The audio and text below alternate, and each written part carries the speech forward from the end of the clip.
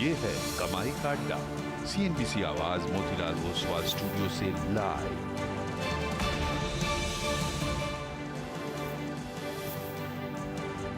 नमस्कार, CNBC आवाज Motilal Oswal studios में आप सभी का स्वागत है।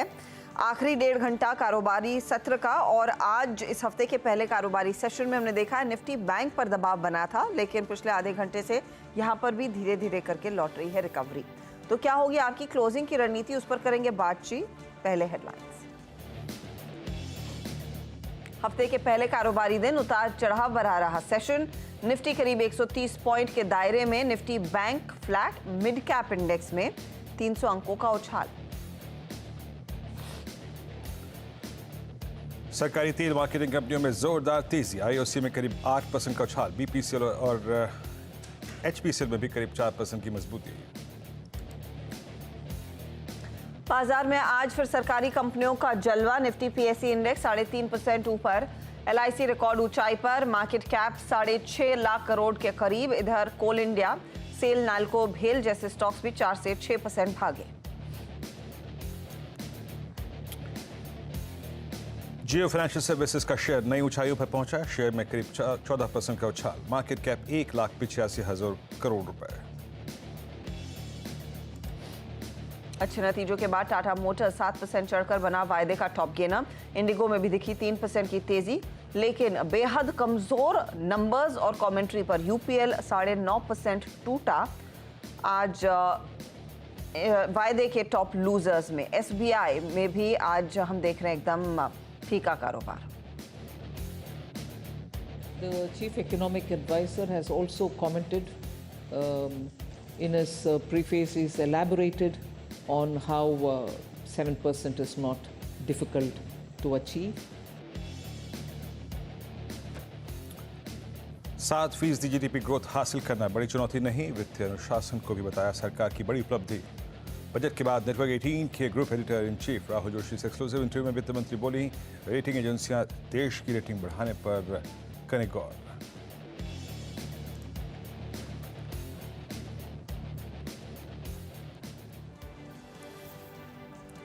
आप सब देख रहे हैं कमाई का अड्डा। मैं हूं हर्षा, मेरे साथ दिल्ली से वीरू साथ दे रहे हैं। और भारतीय बाजारों में आज हमने देखा है एक और नए हफ्ते की शुरुआत, लेकिन थोड़े से डगमगाती हुई ट्रेड्स देखने को मिले, कभी ऊपर तो कभी नीचे। इस समय निफ्टी तो पूरी कोशिश में कि पॉजिटिव साइड पर बने रहे, लगभग 86 अंकों का इजाफा अब है। निफ्टी बैंक को एक झटका लगा था। आज सुबह में यहाँ पर अच्छी खासी बिकवाली बनती दिखाई दी थी। 100 पॉइंट से ज़्यादा का नुकसान था, लेकिन अब थोड़ा बहुत जाकर फिर से अपने लेवल्स को रिट्रेस करता हुआ, तो सुबह में जो 46,048 को छू चुका था इंडेक्स, फिर कोशिश कर रहा है 46,000 के पार निकलने की। लेकिन मिड कैप्स कर रहे हैं आउट परफॉर्म। 300 पॉइंट से ज़्यादा का इजाफा इधर बनता दिखाई दिया। एडवांस डिक्लाइन रेशियो 1:1 है। कुछ ऑफकोर्स हमने देखा है सपोर्ट आपको Tata Motors and the likes की तरफ से और सरकारी कंपनियों की तरफ से मिला है, तो कुछ दबाव आ रहा है UPL जैसे ट्रेड्स पर। तो ये अब तक की सिचुएशन है। अब ऐसे में आपने क्या ट्रेड लेना है, क्या आपकी रणनीति हो, उस पर होगी डिटेल में बातचीत। Veeru, good afternoon. बताइए क्या लग रहा है? इंडेक्स अपना, निफ्टी तो स्टेडी है, लेकिन निफ्टी बैंक अभी भी थोड़ा कोशिश कर रहा है पॉजिटिव में टिकने की। Good afternoon Harshada, let's hope for the best कि ये क्लोजिंग ट्रेडर्स के एटलीस्ट अच्छी रहे। हर्षदा, आई थिंक मौजूदा सूरत हाल में और जो डिप हमको शुक्रवार को सेकेंड हाफ में मिला था, उस परिस्थिति में जो इंडेक्स दे सकता था बखूबी इसने दे दिया। सुबह क्या बात हुई थी हमारी रणनीति के मुताबिक? निफ्टी को आपको अगर बाय करना है 2 क्लस्टर्स में, इधर बेस 1 बेस 2। बेस 1 क्या था? It was 790, a dip towards 790 या फिर उसके ऊपर रिवॉर्ड करेगा। क्यों? जब हम शुक्रवार को कोलैप्स हुए, बट उस कोलैप्स के बावजूद 21,800 का पुट राइटर, डायरेक्टर साहब वो मैंने स्ट्राइक्स भेजी हैं, जरा उसको संशोधित करके स्क्रीन पर रखिएगा कुछ देर में, कि 21,800 एक बेस के तौर पे काम करेगा। फर्स्ट बेस, वहाँ से पुल बैक मिलेगा।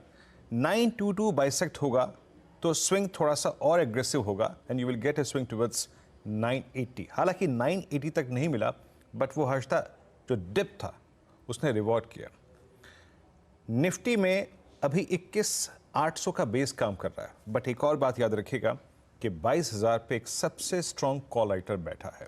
उसका प्रीवियस क्लोज का 22,000 का जो कॉल राइटर था हर्षदा, वो करीब 46 लाख का आउटस्टैंडिंग वाले लेके बैठा था। तो हमारे पास जो ट्रेड चैनल है इस वक्त वो यही है, 21,800, 21,830 और ऊपर की तरफ हर्षता करीब करीब 21,980 और 22,000।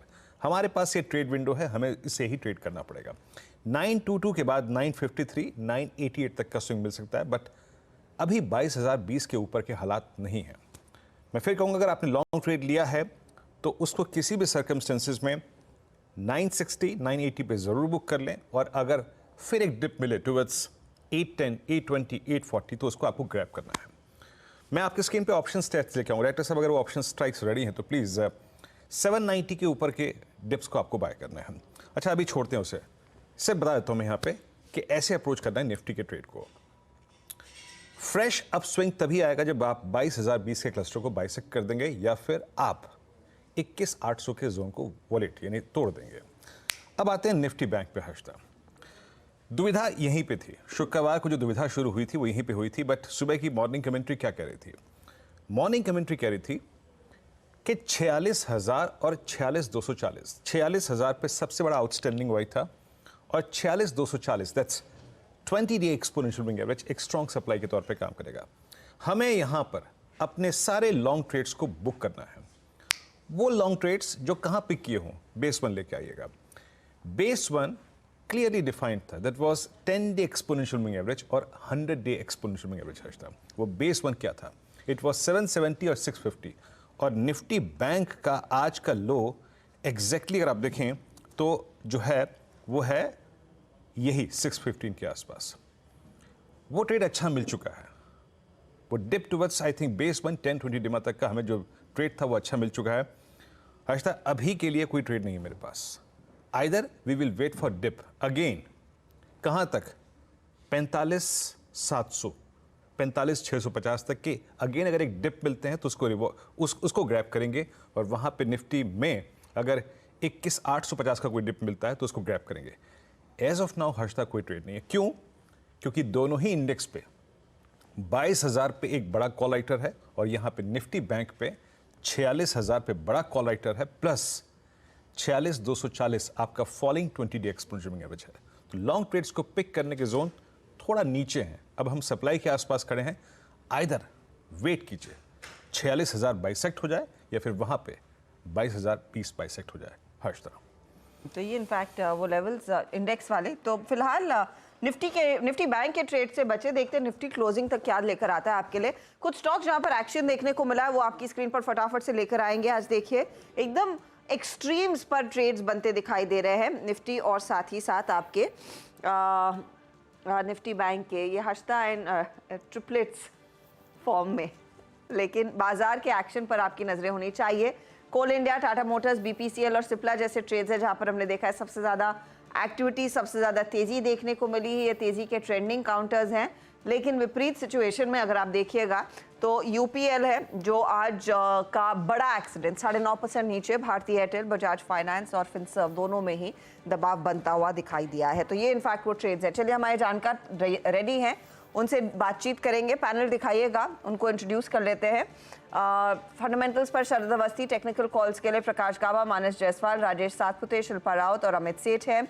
आज सरकारी बैंकों में जो एक्शन है उस पर सुमित को जोड़ने वाले हैं। 2:30 बजे केमिकल्स काउंटर्स पर डिटेल में बातचीत होगी। मार्केट एक्सपर्ट अजय जोशी हमारे साथ जुड़ेंगे। कल आने वाले नतीजों का भी जायजा लिया जाएगा, और साथ ही साथ मार्केट बिग वॉइस में क्वेस्ट इन्वेस्टमेंट एडवाइजर्स के चीफ इन्वेस्टमेंट ऑफिसर अनिरुद्ध सरकार को जोड़ेंगे। डीलिंग रूम का जायजा भी आपके लिए हाजिर होगा। और आप एक और चीज़ देखिएगा कि हमारे स्टूडियोज में बैठे हुए हैं नीरज जी, जो आपको बताएंगे कि ग्लोबल मार्केट्स में अचानक कितना केओस चाइना में क्यों बनता दिखाई दे रहा है। तो पहले चीन का बाजार स्क्रीन पर रखिएगा। याद रखें ये एक छोटा हफ्ता वैसे भी होने वाला है, क्योंकि फ्राइडे को lunar new year, Chinese new year के चलते वो मार्केट्स बंद होंगे, लेकिन उससे पहले काफ़ी ज़्यादा केओस है। पिछले हफ्ते भी कई सारी स्टेटमेंट्स आई थी। वो एवरग्रांड वाली क्राइसिस हम सब जानते हैं कि क्या हो रहा है। शॉर्ट सेलिंग पर बैन लगाने की कोशिश, एक के बाद एक दरअसल चाइना कोशिश कर रहा है अपने मार्केट्स को सपोर्ट करने की, लेकिन वो गिर रहा है औंधे मुंह। नीरज जी, हो क्या रहा है? आप बताइए क्या चल रहा है? चीन में मार्केट नहीं चल रहा है और चीन और उसके एफिलिएट के सारे मार्केट में बहुत ज़बरदस्त उठा पटक मची हुई है पिछले 1-1.5 हफ्ते से। कुछ ज़्यादा हो रही है, हालांकि गिरावट लंबे समय से है, लेकिन आज भी हम देख रहे हैं तो काफ़ी तेज़ वोलेटिलिटी है। शुरुआत में बहुत तगड़ी गिरावट देखने को मिली थी, कई सारे इंडेक्स काफ़ी गिरे, तो अब हल्के हल्के उसमें रिकवरी है, लेकिन अभी भी बहुत फॉल बनी हुई है। क्यों आ रही है फॉल? ये गिरावट इसलिए आ रही है क्योंकि चाइना में अगर आप ध्यान से देखिए तो 2021 में जो टॉप बना था मार्केट का, वहाँ से अब तक लगातार 5 साल से मार्केट गिर रहा है और करीब $7 ट्रिलियन का मार्केट कैप उड़ चुका है। छोटे वाले शेयर्स में ज़्यादा पिटाई हो रही है। रीज़न इसका था कि चाइनीज़ इकॉनमी ट्रेवल में गई, बहुत मुश्किल आई, वहाँ पे मंदी जैसी स्थिति बनी, रियल एस्टेट कंपनियाँ वहाँ पे डिफ़ॉल्ट कर गई और अब जो सबसे बड़ा एवरग्रांडे है उसकी लिक्विडेशन की प्रोसेस चल रही है। हांगकांग की कोर्ट ने उसको लिक्विडेट करने के लिए कहा है, तो उसकी वजह से बहुत सारे लोगों के मार्जिन कॉल्स उड़ गए। तो कुछ लोग जो बहुत स्मार्ट थे उन्होंने जाके नेकेड शॉर्ट किए, प्लेज करके की शॉर्ट किए। तो वहाँ के रेगुलेटर ने ये कहा है कि अब प्लेज वाले जो शेयर्स हैं या जो अनसिक्योर्ड सेलिंग की जा रही है उसको वो कंटेन करेंगे, उसको रोकेंगे, क्योंकि ये सिस्टमिक रिस्क पैदा कर रहा है। तो इसीलिए जो इनसाइडर लोग कर रहे हैं या मार्जिन कॉल जिनके ट्रिगर हो रहे हैं उस पर बिल्कुल क्रैकडाउन होने वाला है। संडे को उन्होंने ये डिसीजन लिया और उसको रोक रहे हैं। इस वजह से और ज़्यादा मार्केट में पैनिक देखने को मिल रहा है। CSI 300 आप देखिए तो लोग उसमें लॉन्ग कर रहे हैं और 500 1000 में शॉर्ट कर रहे हैं, इसलिए ज़बरदस्त गिरावट है और CSI 1000 आज 9% गिरा है। इस तरीके का माहौल बन रहा है। तो 2-3 जो बेसिक फैक्टर हैं उनको समझना चाहिए कि एक तो इकॉनमी वहाँ की बहुत सीरियस ट्रबल में है, प्रॉपर्टी मार्केट में लिक्विडेशन चल रहा है, इकोनॉमिक डेटा भी थोड़ी देर पहले उनका सर्विस PMI का आया, वो भी कमज़ोर आया है और अमेरिका के साथ उनके टेंशन बढ़ रहे हैं। हमने सुबह चर्चा की थी कि ट्रम्प ने ये कहा है कि अगर मैं जीत के आया तो मैं 60% तक ट्रेड रोक दूंगा चीन के साथ जो हो रहा है। तो इसको अगर आप फ्यूचरिस्टिक मानते हैं कब जीतें कब होगा, तो मैं आपको एकदम लेटेस्ट बता देता हूँ। US बायोसिक्योर नाम का एक कानून बना है अमेरिका में, उसकी वजह से चीन की बहुत सारी बायोफार्मा कंपनियों को US में एक्सेस में दिक्कत होगी। इसकी वजह से वहाँ पे 20 से 25% तक एक स्टॉक गिरे हैं पिछले 2-3 दिन के अंदर। तो ये बहुत सारी ऐसी खबरें वहाँ पे चल रही मार्केट के लिए जो चीन के लिए बिल्कुल अच्छी नहीं, इसलिए चीन के मार्केट में तगड़ी गिरावट देखने को मिल रही है। अभी छुट्टी में जाने वाले हैं ये लोग न्यू ईयर में, तो उससे पहले शायद सेटल हो जाए, लेकिन मार्केट बहुत बुरी कंडीशन में वहाँ का चीन का पहुँच चुका है, जिसका हम लोग जिक्र सुबह कर रहे थे कि ये कंसर्न बन सकता है एशिया के लिए कि मार्केट बहुत पैसा तो हमारे पास आना चाहिए ना। आ रहा है, लेकिन हमसे ज़्यादा चिली में जा रहा है, हमसे ज़्यादा वियतनाम में जा रहा है, हमसे ज़्यादा ब्राज़ील में जा रहा है। हमारा भी आ रहा है, हमारा भी पैसा हुआ है, हमारे तो वैल्यूएशंस का पंगा है। हाँ, लेकिन हमारे अभी कम आ रहा है, तो सबसे ज़्यादा चिली ने फ़ायदा उठाया। चलिए, तो चाइना का पैसा चिले ले जा रहा है, लेकिन ये एक इंटरेस्टिंग डेवलपमेंट थी, किस तरह से चाइनीज मार्केट टूट रहा था, तो हमें लगा इस पर मेंशन कर लेना चाहिए। एक बार मेटल इंडेक्स स्क्रीन पर लेकर आइएगा, क्योंकि चीन में जो भी होता है इसका सीधा पहले एक्शन रिएक्शन मेटल्स पे आता है या फिर आपका आता है केमिकल कंपनियों पे। मेटल इंडेक्स में तेजी है। शरद जी, आज शुरुआत मैं आपसे करूंगी, बताइए कोई ट्रेड लेना है क्या इस पूरी डेवलपमेंट के बीच मेटल्स में? मेटल्स में तो कुछ नहीं लेना है, क्योंकि मुझे लगता है ये जो रनअप है इसमें लगभग वो फेयरली वैल्यूड हो गए। और चाइना में लगातार वीकनेस हमने देखी है, ब्रॉडर लेवल पे रियल एस्टेट उनका एक ड्राइवर रहा है, वहां से लगातार कमी आ रही है। तो मुझे लगता है मेटल्स को आपको फिलहाल अवॉइड ही करना चाहिए। वैल्यूएशन वाइज भी मुझे नहीं लगता बहुत ज्यादा कंफर्ट बचता है। जो एक सुपर बुल रन की एक्सपेक्टेशन है शायद वो हाल फिलहाल में मीट नहीं होगी। तो मैं तो मेटल्स में अवॉइड ही करूंगा। बट आज दूसरा एक स्टॉक अच्छी अपॉर्चुनिटी दे रहा है। मुझे लगता है यूपीएल में ये क्वार्टरली नतीजों के बाद डिसअपॉइंटमेंट काफी तगड़ा है और मैं इस डिसअपॉइंटमेंट को यूज करना चाहूंगा खरीदारी करने के लिए। डी स्टॉकिंग वगैरह का जो प्रेशर है वो रहना चाहिए, हो सकता है 3-4 महीने और रह जाए, 1 क्वार्टर और रह जाए। बट उसके बियॉन्ड जब रिकवरी आती है तो मुझे लगता है अगर कंपनी में जो नॉर्मल ट्रेजेक्ट्री में एक्सपेक्ट कर रहे हैं 50 रुपए के आसपास की अर्निंग कंपनी रिपोर्ट कर देगी अगले साल 1.5 साल में, और 50 रुपए की कंपनी अगर अर्निंग रिपोर्ट कर पाती है तो मुझे लगता है 15 का मल्टीपल बहुत मुश्किल नहीं होना चाहिए।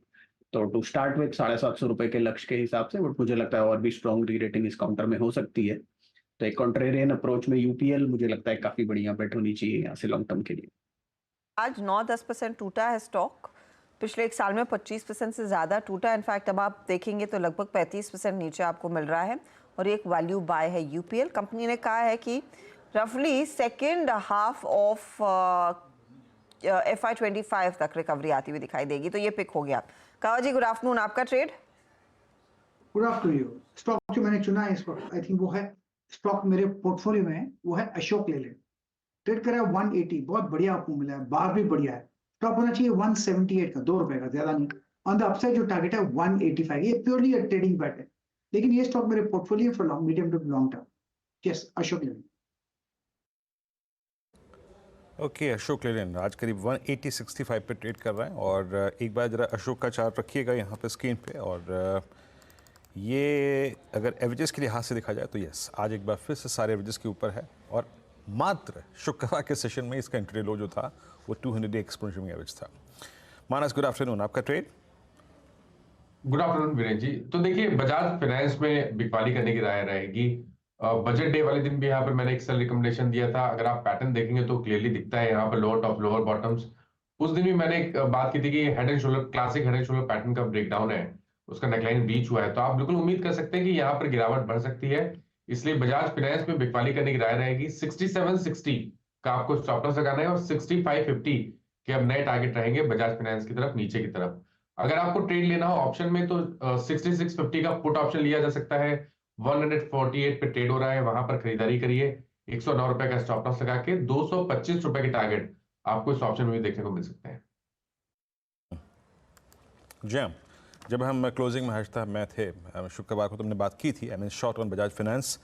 याद रखिएगा जो फैक्ट मैंने शुक्रवार को भी बोला था कि पोस्ट आई थिंक मई 2023 के बाद ये फर्स्ट टाइम ऐसा हुआ है कि वीकली चार्ट्स खराब हो गए हैं। आपने वीकली पे 100 वीक एक्सपोनेंशियल एवरेज तोड़ दिया है, वायलेट कर दिया है। और अभी का जो ट्रेड है शॉर्ट एंड लॉन्ग पुट, याद रखिएगा मंदी खेलनी बजाज फाइनेंस पे। राजेश जी, गुड आफ्टरनून, आपका trade. Good afternoon Viren, good afternoon Harshad and good afternoon everyone. Viren देखिए, ट्रेड थोड़ा मॉर्निंग का ही होगा, रिपीट होगा भारत फोर्ज। मुझे लगता है कि जिस तरह से पैटर्न पैन आउट है, इसका टारगेट होगा 1300 1320 का। तो 1300 और 1320 इस टारगेट के लिए भारत फोर्ज बाय करे। इसका सपोर्ट जो मैं देख रहा हूँ, क्योंकि हमने सुबह बात की थी, उसके बाद ये साइडवेज चला गया, कंसोलिडेट होता गया। तो ये जो कंसोलिडेशन है वो है 1270।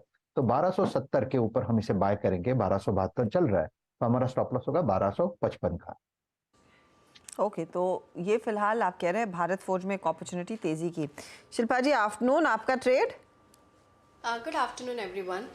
मेरा भी पिक ऑटो सेक्टर से रहेगा। मुझे आयशा मोटर्स यहाँ पे बहुत अच्छा लग रहा है। आयशा मोटर्स बिल्कुल तैयार है 4000 के ऊपर भी जाने के लिए। तो आयशा मोटर फ्यूचर्स में बाय करेंगे। रफली अभी 3905 के अराउंड ट्रेड कर रहा है। आप यहाँ पे 3870 का स्टॉप लॉस रखिए। जो पहला टारगेट रहेगा वो 3960 रहेगा। इसके ऊपर टूवर्ड्स 4000 भी रहेगा। किसी को ऑप्शंस के थ्रू ट्रेड करना है तो आप 3900 का ही कॉल ऑप्शन ले सकते हैं, जो रफली 125 के रुपये पे अराउंड ट्रेड कर रहा है। इसमें आप स्टॉप लॉस 110 का रखिए। मुझे लगता है ये भी आपको अच्छे गेन्स देगा। तो ये फिलहाल आयशा मोटर में एक अपॉर्चुनिटी आपको मिल रही है ट्रेड की। अच्छा, इस बीच एक बार दिखाइएगा डायरेक्टर साहब एलेंबिक फार्मा वाला शेयर, क्योंकि नंबर्स आ रहे हैं और एलेंबिक के अभी अभी जो नतीजे आए उम्मीद से बेहतर वो मुनाफे का फिगर आया है। 140 का अनुमान था और यहाँ पर हमने देखा है जो कंपनी ने डिलीवर किया है वो करीब 180 करोड़ है। रेवेन्यू भी बढ़कर ही आया 1630 करोड़ के आसपास। एबिटा 237 के एक्सपेक्टेशन के सामने 266 करोड़ है। मार्जिन्स हम उम्मीद कर रहे थे 16% के आसपास स्टेबल रहेंगे, नहीं हमारा अनुमान था 14% तक घट सकते हैं, लेकिन आए हैं 16.3% पर वर्सेस लास्ट ईयर 16.5%। स्टॉक में दिखा है मूव, करीब 4-4.5% की तेजी इस समय। मानस, ट्रेड लेंगे क्या एलेंबिक में? एलेंबिक फार्मा। जी। एलेंबिक फार्मा में आज एक फ्रेश ब्रेकआउट देखने को मिला है। वहां पर बेहतर वॉल्यूम देखने को मिले, लेकिन थोड़ा इंतजार करिए क्योंकि जो ब्रेकआउट है वो अभी थोड़ी देर पहले आया है, वहां पर वॉल्यूम देखने को मिले हैं, तो थोड़ा वेट कर लें। अगर ये 1002 के ऊपर ट्रेड करता रहे थोड़ी देर तक, 10 से 15 मिनट, तो बिल्कुल लॉन्ग ट्रेड लेना है 975 के स्टॉप लॉस से। और आपके जो नए टारगेट होंगे वो 1050 से 1060 की रेंज में रहेंगे। जी हाँ, आज सुबह मेरे ख्याल से शुरुआती 5 मिनट की स्कैनिंग में ही ये क्लियरली विजिबल था। I mean although it's numbers reaction, but ये दिन बिलोंग करता है फार्मा को। निफ्टी फार्मा एट 323 माफ कीजिएगा, ऑल टाइम हाई पे। क्या गजब का मूव दिया यहाँ पर। कुछ फार्मा के काउंटर्स को डिस्कस करते हैं। टोरेंट सुबह हमने पिक किया था, लुपिन हमने सुबह पिक किया था। अब लुपिन को छोड़ देते हैं क्योंकि ये ऑलरेडी इतना बढ़ गया है कि अब यहाँ पे बात करनी फिलहाल कोई आई थिंक रिवॉर्ड देगी नहीं। एक बार आप सिप्ला को लेके आइएगा, ये 3% ही ऊपर है, बट और स्क्रीन पे एक बार इसकी 1440 की कॉल रखिएगा।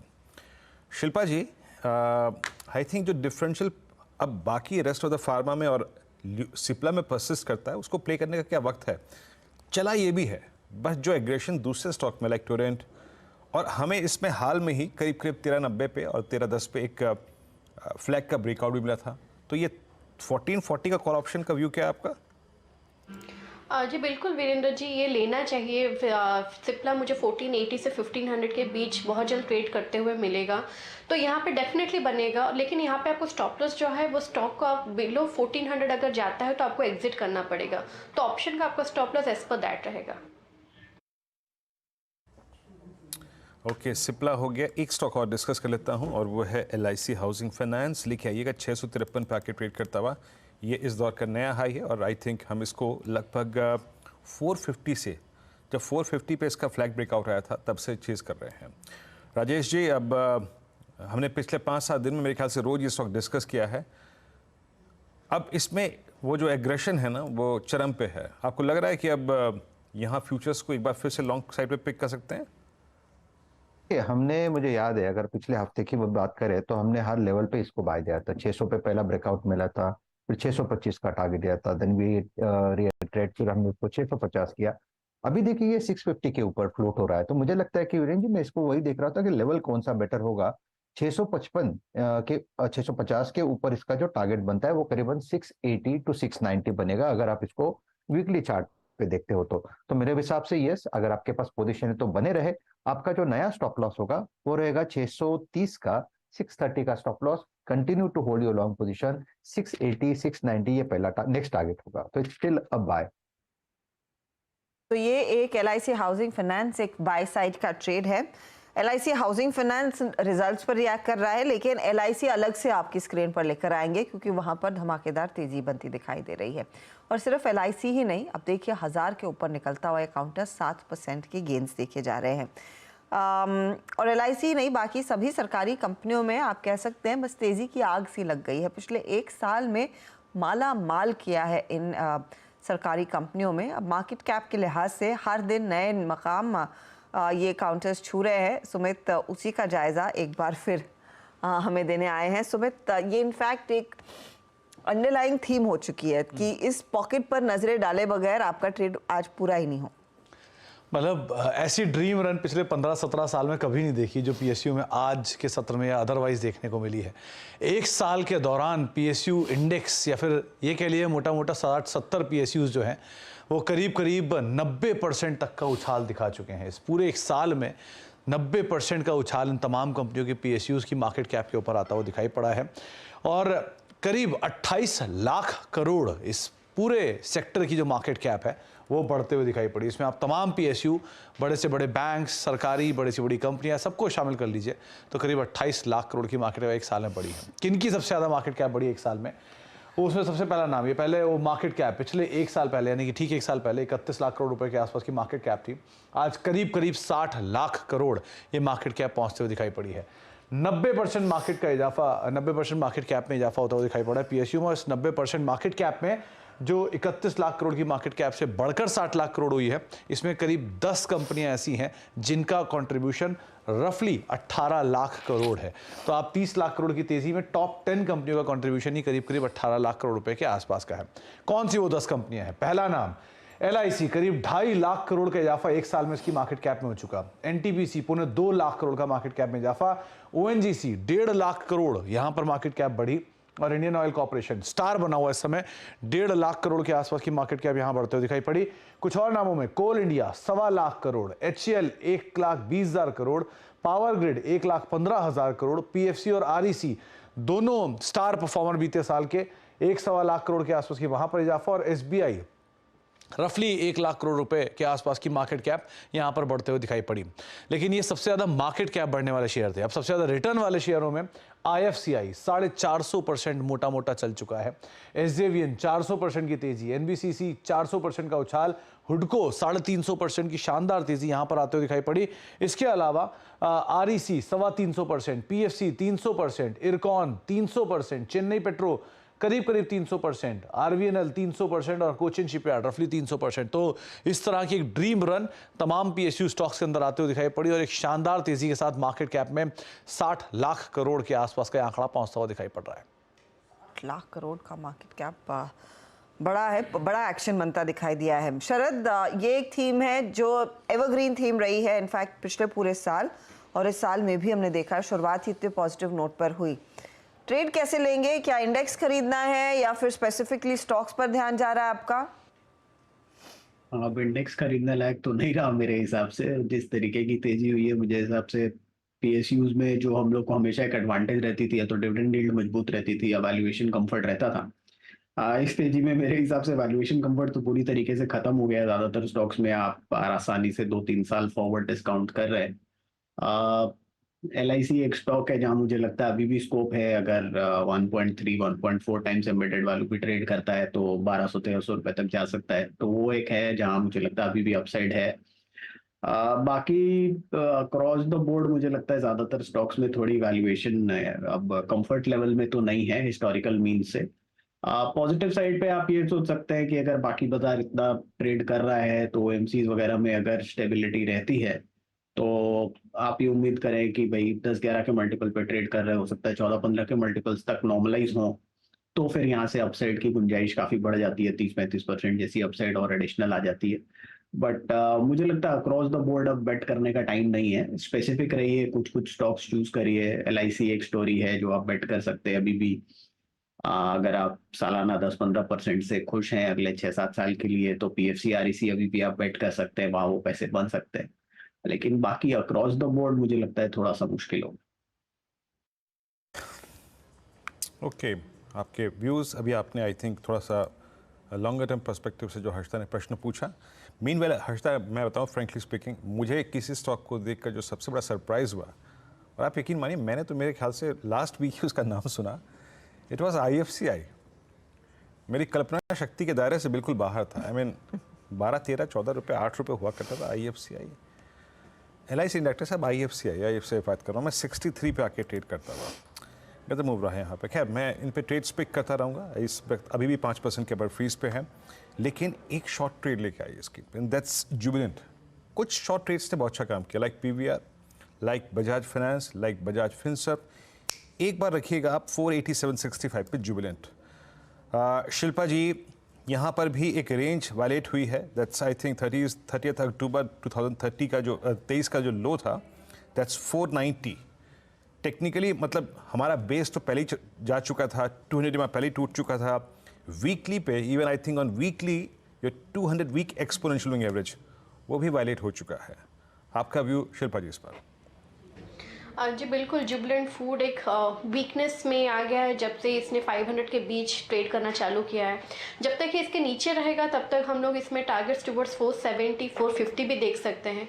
तो यहाँ पे अगर अभी भी किसी को सेल करना है आप डेफिनेटली कर सकते हैं। आपका स्टॉप लॉस आना चाहिए 502 का, और यहाँ पे मुझे लगता है आपको बहुत जल्द ये टारगेट्स ऑफ 470 to 465, 450 ऐसे आपको लेवल्स आते हुए मिलेंगे। ओके, जुबिलेंट डील ऊपर आके ट्रेड करता हुआ, क्या वीकली क्या डेली सब काफ़ी ख़राब है। मैं कुछ 1-2 शॉर्ट कैंडिडेट्स की बात कर रहा हूँ। अच्छा, मीनवाइल डायरेक्टर साहब एक काम कीजिएगा ज़रा आप, सिंस निफ्टी में एक डिप फिर आया है, we are heading towards I think 21,850, और बैंक निफ्टी में थोड़ा सा स्लाइड आया है 45,885। ज़रा ऑप्शन स्टैट्स को चेक करते हैं, क्योंकि 2 बजे हम वो स्टैट्स देख नहीं पाए थे। सिंस व्यू यही था कि वी विल अगेन ग्रैब, हम बाय करने की कोशिश करेंगे डिप टुवर्ड्स 21,850, 21,830 मॉर्निंग लोज की तरफ। एक बार लेके आइएगा ऑप्शन स्टेट्स। 6 स्ट्राइक्स आपकी स्क्रीन पे है। ओहो, 21,900 पे बड़ी कॉल आइटम नहीं है, लेकिन 64 लाख के आउटस्टैंडिंग वाई के साथ 21,800, 21,980, 22,000 एक स्ट्रॉन्ग सप्लाई जोन है, और नीचे 21,800 की पुट में मीनिंगफुल OI है, बट उससे भी रीजनेबल OI जो है वो 21,700 पे खड़ा है। तो अभी आई थिंक जो बात मैंने 2 बजे के आसपास की थी वही है, मतलब उसमें कोई खास परिवर्तन नहीं है। एक बार निफ्टी बैंक लेके आइए। निफ्टी बैंक में क्या कर रहे हैं? निफ्टी बैंक में क्या 10 और क्या 100 डेमा पर पुट राइटर्स की कन्विक्शन है। 6 स्ट्राइक्स यहाँ पर भी आएंगे आपके स्क्रीन पे। 46 पे डिसाइसिव कॉल राइटिंग है, वो पार करना एज ऑफ नाउ मुश्किल लग रहा है। दैट मीन्स 46,040 और 80 की ट्रैजेक्टरी जब तक पार नहीं होती, बैंक निफ्टी में कोई अपर स्विंग नहीं आएगा। और जहां तक स्टैट्स का सवाल है पुट ऑप्शंस का, पुट ऑप्शंस के मुताबिक 45,800 इंट्राडे में एक स्ट्रॉन्ग बेस के तौर पर काम करेगा। तो कोई खास परिवर्तन नहीं है मेरी 2 बजे की कमेंट्री से लेकर अब तक की कमेंट्री में। लाइए कुछ और वीक कैंडिडेट्स को। Let's bring Voltas. राजेश जी, वोल्टास पे आपका टेक, क्योंकि जो कैंडल क्रिएट हुई थी 1 फरवरी को वो एक कंप्लीट रिवर्सल के संकेत दे रही थी। 10 डेमा टूटा, आज कल 20 डेमा है। आज आप वोल्टास को कैसे अप्रोच करेंगे? वोल्टास अगर आप चार्टिकली देखें तो ये अपने 20 डीएमए के आसपास घूम रहा है, और ये 20 डीएमए का जो लेवल है वो है 1030 का। तो मुझे लगता है अगर ये 1030 का लेवल टूटता है तो फिर मुझे लगता है वोल्टास में सेलिंग आएगी कम से कम 980 990 तक। तो सेल करना है तो 1030 के ब्रेकडाउन के बाद ही सेल करना, वो फ्यूचर लेवल से। इन दैट केस आपका स्टॉप लॉस होगा 1042 का, 12 पॉइंट का स्टॉप लॉस।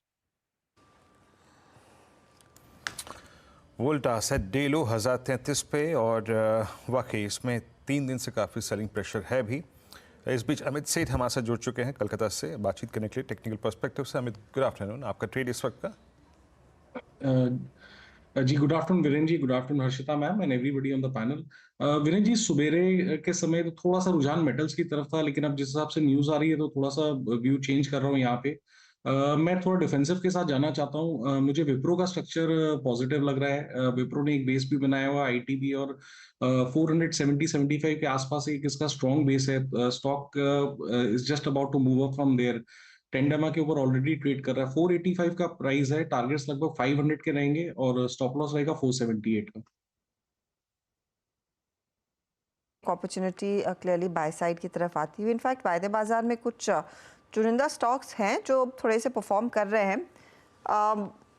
राजेश जी, अच्छा नहीं सॉरी शिल्पा जी, एक बार एमसीएक्स पर नजर डालेंगी आप? लगभग 6% ऊपर ओआई एडिशन भी अच्छा खासा रहा है, और बीच बीच में स्टॉक ने अच्छा डिसेंट परफॉर्मेंस दिखाया है। ये 3900 के ऊपर निकला था आज सुबह में। या आफ्टरनून ट्रेड में फिर से रीअटेम्प्ट किया जाए क्या तेजी का ट्रेड? हर्षिता जी, थोड़ा अभी अवॉइड करेंगे। एक्चुअली आज इसको प्रभुदास लीलाधर में हमने रेकमेंड भी किया था, उसमें काफ़ी अच्छा एक गेन हमको मिल गया। तो यहाँ पे I would avoid as of ना, क्योंकि टारगेट्स ऑलमोस्ट डन है फॉर द डे। अभी अगर वापस 3900 के ऊपर सस्टेन करता है तो एक फ्रेश टेरिटरी में जाएगा, तब एक बाय इनिशिएट हो सकता है। 3900 के ऊपर निकले तब आप एक इन्वेस्टमेंट के बारे में सोचें, फिलहाल नहीं। कुछ और काउंटर्स आपकी स्क्रीन पर लेकर आते हैं। ये बजाज फाइनेंस और फिनसर्व दोनों पर मानस क्या राय बन रही है? क्योंकि आपको याद होगा ये आप पहले से ट्रैक करते आए हैं। फिनसर्व की हम चर्चा पिछले हफ्ते भी कर रहे थे, नंबर्स में कुछ खास रहा नहीं। फाइनेंस क्रैक कर रहा है क्या वही फिनसर्व को भी नीचे खींच रहा है? वहां पर भी क्या एक शॉर्ट कॉल रहेगा?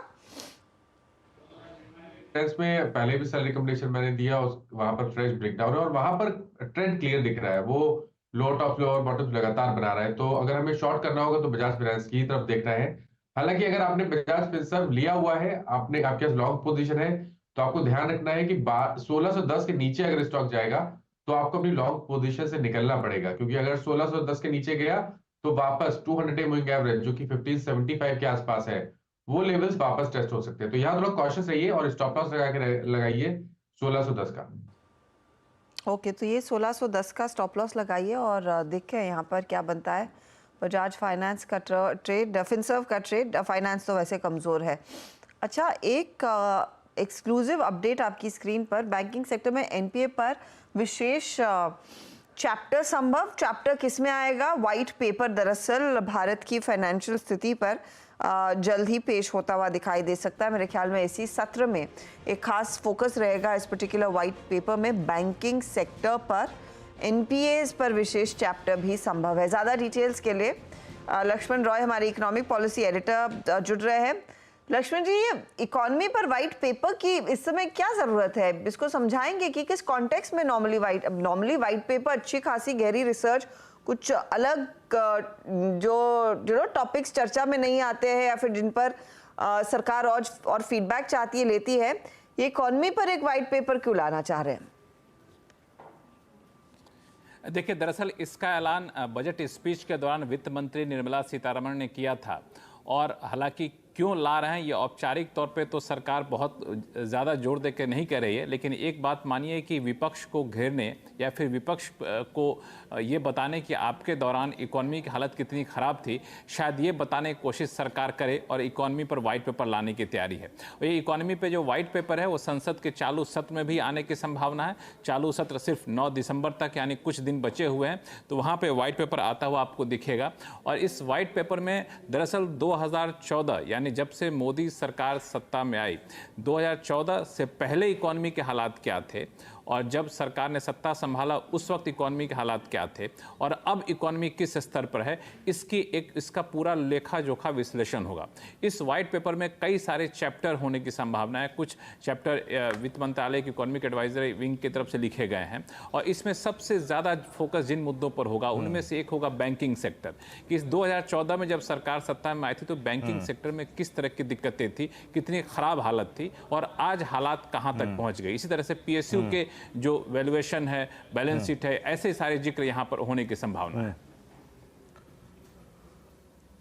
लक्ष्मण जी, एक और चीज आई थिंक जिसे कहते हैं ना, एक तीर से दो शिकार, इस बजट के बाद या फिर इसी समय अवधि में हमने पूरे PSU बैंक्स के नंबर्स भी देखे। आज की हालात ये हैं कि इस बार के नंबर्स PSU बैंक्स के कहीं अच्छे मजबूत थे प्राइवेट बैंक से।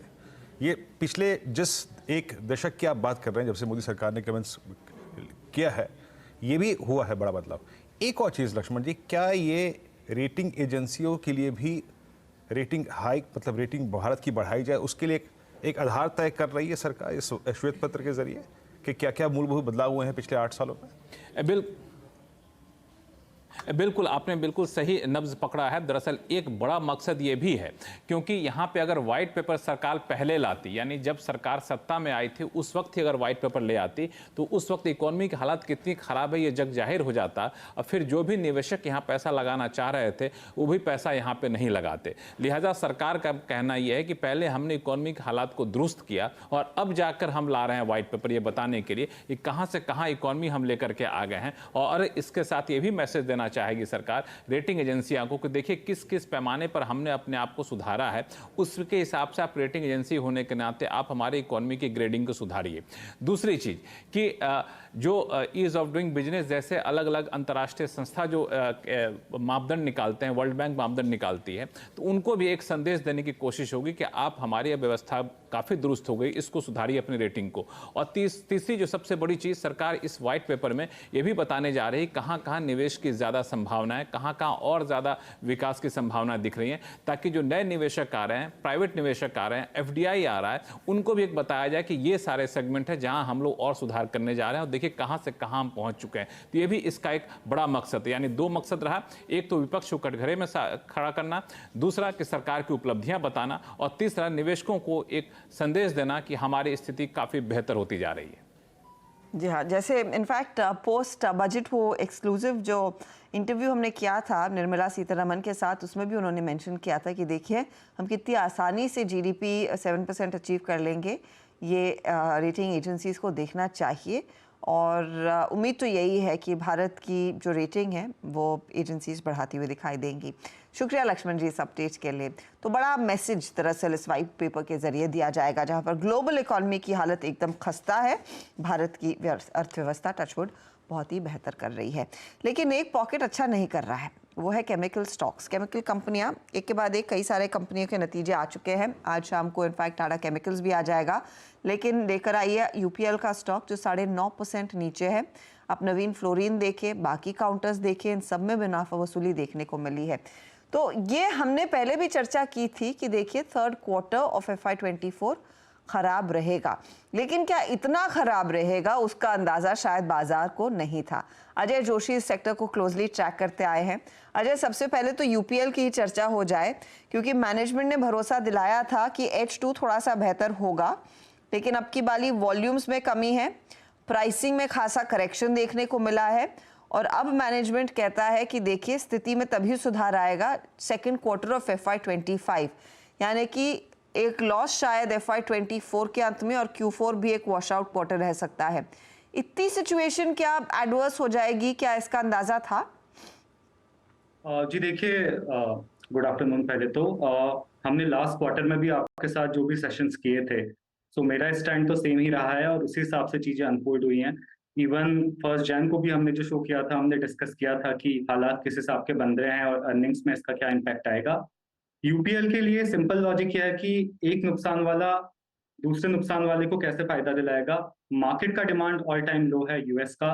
लैटिन अमेरिका में चाइनीज कंपटीशन बहुत ज्यादा है, इसके अलावा इन्वेंट्रीज बहुत ज्यादा पड़ी हुई हैं। So I was expecting something on the similar lines और उसी हिसाब से चीजें अनफोल्ड हुई हैं यूपीएल के लिए। हालांकि जो मैनेजमेंट की कमेंट्री थी और काफी सारी रिपोर्ट्स आई थी, थोड़ा बहुत बुलिशनेस उसमें था कि Q3 या Q4 के अकॉर्डिंगली चीजें पिकअप होंगी, मगर मुझे अभी वो आसार बिल्कुल भी दिखते हुए नहीं नजर आ रहे हैं। यूपीएल के लिए इस साल के अंत तक ही चीजें ग्रेजुअली थोड़ा थोड़ा इंप्रूव करेंगी, बिकॉज डीस्टॉकिंग सिचुएशन जो यूपीएल के प्रोडक्ट हैं, यूपीएल की जो ऑफरिंग्स है मॉलिक्यूल्स है एग्रोकेमिकल में, उसमें ईयर एंड तक चलती रहेगी, खासकर यूएस में जो इनका बहुत स्ट्रॉन्ग मार्केट है। पिछले साल जो भी इनके नतीजे स्ट्रॉन्ग आए थे वो यूएस से ही आए थे। दूसरा इनका स्ट्रॉन्ग मार्केट जो कि लैटिन अमेरिका है, वहां चाइनीज कंपटीशन बहुत ज्यादा है। इसके अलावा सोइंग सीजन बहुत ही वीक जा रहा है अभी का। सो लैटिन अमेरिका में भी अप्रैल और मई की डिमांड जो पिकअप होनी थी वो थोड़ी सी डिले हो रही है, बट जुलाई ऑनवर्ड्स यूपीएल में थोड़ा सा सुधार आने की उम्मीद है। बट यूपीएल को मैं एक ही सलाह दूंगा कि इनके लिए इनऑर्गेनिक ग्रोथ अपॉर्चुनिटीज काफी ज्यादा है अभी मार्केट में, बिकॉज सारी कंपनी की धुलाई हो चुकी है, छोटी छोटी जो कंपनीज हैं। सो वो एक तरीका हो सकता है यूपीएल को रिवाइव करने का, बिकॉज कंपनी ने बहुत अच्छा परफॉर्म करा है मार्केट में 2020 तक, मगर ये साल पिछले साल से भी बदतर रह सकता है यूपीएल और company in the similar domain के लिए। ओके, तो यूपीएल और बाकी सभी एग्रोकेमिकल कंपनियों के लिए ये सिचुएशन रहेगी क्या, ऐसे पढ़े?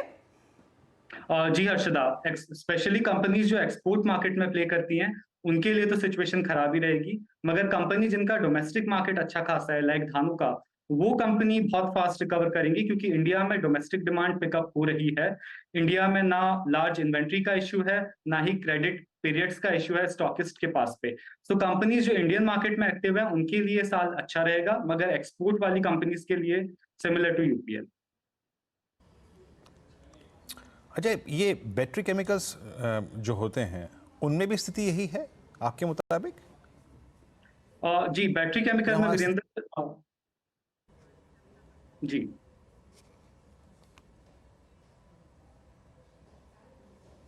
Hello, please Ajay go ahead. या मैं बैटरी सेगमेंट की बात करता था, बैटरी केमिकल्स जो कंपनी है उनका, उन पे आउटलुक।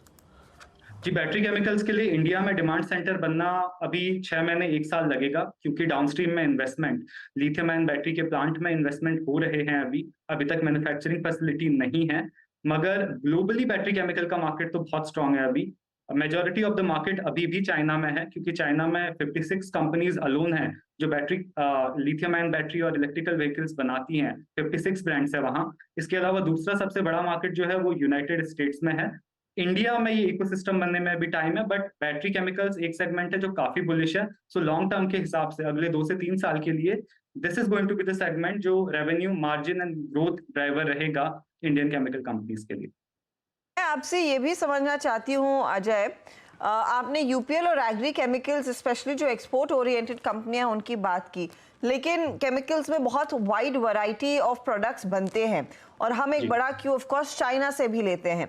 चाइना मार्केट में जिस तरह का उथल पुथल है, जिस तरह का सेल ऑफ देखने को मिला है, और जो शायद डर है कि वहाँ पर एक crisis situation at least equity markets के पर्सपेक्टिव से उभर कर आ सकता है, ये कितना ओवरराइड कर सकता है ओवरऑल सेंटिमेंट को, और वहाँ से क्या फीलर्स मिल रहे हैं? क्योंकि कुछ कंपनियां कैपेसिटी अपनी बढ़ाने वाली थी, तो हमने देखा आरती एंड द लाइक पर उसका कुछ इम्पैक्ट आता दिखाई दिया था इन द रीसेंट पास्ट।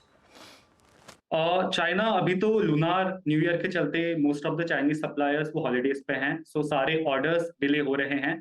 इसका थोड़ा बहुत इफेक्ट हमें कमोडिटीज के प्राइसेस पे भी दिख रहा है। एसिटिक एसिड हो या सोडा ऐश हो, थोड़ा बहुत प्राइस इंक्रीज देखने को मिल रहा है। चाइना की सिचुएशन लेकिन अभी ओवरऑल एज एन इकोनॉमी बहुत खराब है। इक्विटी मार्केट पे तो दबाव है ही, बट केमिकल सेगमेंट में भी मोस्ट ऑफ द कंपनीज अपने प्लांट को रन करने के लिए वो एक्सेस प्रोड्यूस कर रही हैं, but they are still running at 30 to 40% capacities. तो चाइना का फाइनल जो effect Indian commodity chemical companies पे दिखेगा वो मार्च में दिखेगा, जब सप्लाई वहां से रेज्यूम हो जाएगी पोस्ट लूनार न्यू ईयर। उसके बाद एक फाइनल बॉटम बनेगा केमिकल्स के प्राइसेस में। वहां से हम बेटर प्रेडिक्ट कर पाएंगे कि कौन सी कंपनी किस डायरेक्शन में आगे जाएगी। अगर वो कंपनी सुपर कमोडिटी में है तो उसमें दबाव बना रहेगा। On the other side company थोड़ा बहुत स्पेशलिटी साइड पे है, उस पे दबाव कम होता दिखेगा। मगर चाइना का जो फाइनल प्ले है वो अनफोल्ड होगा मार्च में, क्योंकि फरवरी अंत में ही सारी केमिकल कंपनी रेज्यूम करेंगी अपने operations. Fresh price quotations, fresh order लेना वो लोग शुरू करेंगी फरवरी एंड से ही। तो उसके बाद ही कुछ खास हम कर सकते हैं। मैं चाइना में हूँगा फरवरी अंत में, सो शायद हम लोग एक चाइना से ही लाइव करेंगे सीएनबीसी के लिए एक्सक्लूसिव। व्हाई नॉट वहाँ से आप एक ग्राउंड रिपोर्ट दे ही सकते हैं। तो जहाँ तक मैं समझ रही हूँ, स्पेशलिटी कंपनियाँ, केमिकल कंपनियाँ थोड़ी सी यहाँ पर सेफर साइड पर रहेंगी, वहाँ पर कुछ ऐसे नीजर्क रिएक्शंस नहीं आएंगे। यूपीएल आप मेंशन कर रहे थे कि इस साल के अंत तक वो पेन जारी रहेगा। आप कैलेंडर ईयर की बात करें या फिर फिस्कल ईयर की? Calendar year Harshada. So October November onwards UPL में एक थोड़ा बहुत सिग्निफिकेंट इंप्रूवमेंट हमें देखने को मिलेगा, उससे पहले नहीं। मेरे ख्याल में वही इंडिकेशन मैनेजमेंट की तरफ से भी आया था। अजय, आई नो आप स्टॉक्स पर व्यू नहीं देते हैं, तो हमने सोचा कि आप एक पर्सपेक्टिव हमारे लिए रख दें कि किस कंपनी की क्या हालत बनती दिखाई दे रही है। बहुत बहुत शुक्रिया इस अपडेट के लिए। अब आते हैं चार्ट्स क्या इंडिकेट कर रहे हैं। राजेश जी, यूपीएल देखिएगा प्लीज और बताइए क्या किया जाए, कंसिडरिंग आज एक तरफा नॉक लगा है। शरद ने तो कह दिया ये एक फंडामेंटली बॉटम पिकिंग का टाइम रहेगा, स्टॉक में तेजी कर सकते हैं, लेकिन जिस तरह का प्रेशर दिखा रहा है, कहाँ मौका आप ढूंढेंगे इफ एट ऑल खरीदना है तो? हर्षदा जी देखिए, यूपीएल का अगर आप चार्ट देखें तो एक इंपॉर्टेंट सपोर्ट था, वो करीबन था 500-520 पे, और यही सपोर्ट टूटा है। और ये सपोर्ट टूटा है with gain in open interest. यहाँ पे हेवी शॉर्ट बिल्टअप है। अगर आप इसको देखें कि सपोर्ट कहाँ है, तो डेली चार्ट पे इमीडिएट सपोर्ट तो जो था वो नहीं दिख रहा है, लेकिन वीकली पे जाना पड़ता है आपको। तो ये जो सपोर्ट बन रहा है करीबन 425 इनिशियली, और उसके बाद 400। मुझे लगता है 425-400 के आसपास ये जो वीकनेस है ये कहीं ना कहीं डाइजेस्ट हो जाएगा और वहां से रैली आएगी। तब तक के लिए वेट करें। जैम इस बीच निफ्टी लगाई है, निफ्टी में एक डिप आया है और डिप अच्छा खासा है। अब हमने अभी 21,800 के नीचे ट्रेड करना शुरू कर दिया है। एक बार जरा निफ्टी के प्रेशर पॉइंट्स को लेके आइएगा, क्या क्या है प्रेशर पॉइंट्स। दैट मीन्स हमने जो हमारा लास्ट सेशन का स्विंग लो था करीब 21,700 आई थिंक या 21,800, उसको तोड़ दिया है। भारतीय एयरटेल, रिलायंस जो है वो इस वक्त एक प्रेशर पॉइंट्स में इंक्लूडेड है और सबसे ऊपर है। रिलायंस इंडस्ट्रीज़ को रखिएगा यहाँ पर, और 2894 यस, करीब 2940 के अगेंस्ट लगभग 2894 पे आके ट्रेड करता हुआ। बट स्टिल याद रखिएगा एज ऑफ नाउ अभी हम निफ्टी पे शॉर्ट व्यू नहीं रख रहे हैं। 21,750, 21,800 एक बड़ा ऑप्शन बेस है। निफ्टी बैंक भी हल्का सा बैकफुट पे है, इट्स 795। हालांकि जो मॉर्निंग लो है अभी तक वॉलेट नहीं हुए हैं। प्रेशर स्क्रीन पे क्लियरली विजिबल है। एक बार आप लेके आइएगा एबीबी। मानस एबीबी पे आपकी रीडिंग क्या कह रही है? 100 EMA टूटता हुआ, और पिछले 5 सेशन के प्रेशर को देखिए, बहुत बहुत ज़्यादा प्रेशर है। आपका व्यू यहाँ पर?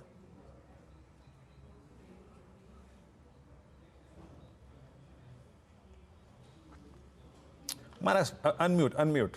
जब से आप मुंबई से गए हैं वापस बार बार म्यूट बटन दबा रहे हैं, क्या दिक्कत किया, क्या दिक्कत है? I don't know. Okay, sorry उसके लिए। तो देखिए एबीबी पे अगर हम पैटर्न देखें तो नेगेटिव है। लोअर टॉप लोअर बॉटम बन रहे हैं। 20, 50 और 100 मूविंग एवरेज ब्रीच हो चुके हैं। इंपॉर्टेंट ये है कि पिछले हफ्ते का जब क्लोजिंग देखिए तो आप वीकली चार्ट पे आप जाएंगे तो 20 वीक मूविंग एवरेज के नीचे की क्लोजिंग थी। तो मैं उम्मीद कर रहा हूं कि गिरावट बढ़ेगी। 200 मूविंग एवरेज जो कि 42.25 है, वो लेवल्स टेस्ट हो सकते हैं। तो अगर ट्रेड लेना होगा तो शॉर्ट साइड पे होगा।